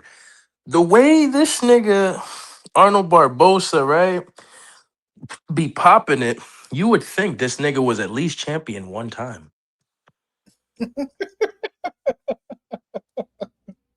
You would think he was a former champion or something. Yo, Jermaine was popping that shit too. Yeah, but Jermaine has a fucking reason to pop it. He beat two niggas that was elite and got robbed. So he had a very strong case to pop his shit. He shouldn't have popped his shit too much with the belt and whooping them and throwing the belt out. Cause nigga, you were playing basketball in that ring, nigga. You were doing everything but boxing. You were playing golf. You were playing cricket. You were wilding. I think y'all niggas sat down and played chess at one point. Like, what the fuck, bro? These niggas is bugging. like, like, bro, it gets me tight, bro. It gets me mad. And especially Jermaine's from my city talking all this shit to Keyshawn. Like, nigga, I was really hoping this nigga would put Keyshawn the fuck out. Or at least give him an outclassing of a lifetime. Because the fucked up part is Jermaine has the experience to do so. I don't know what the fuck he was doing. Man, Keyshawn had too much for him, man. I ain't gonna lie. That performance from Keyshawn, a lot of niggas gonna have a tough time fucking with him if he keep fighting like that. Yo, and then right, I'm watching this nigga's Instagram story, Jermaine, right? He gonna stop Nair too. Stop Nair. Bro, I got Nair. I'm rooting for Nair. Yo, look, I doubted Nair for the Frank Martin fight, right? But Keyshawn, I don't know, bro. Unless that motherfucker Keyshawn just spiral out of control again, if he's on his focus shit like he was before, I think he'll stop Nair, bro. Nair began reckless, bro. He began reckless as shit.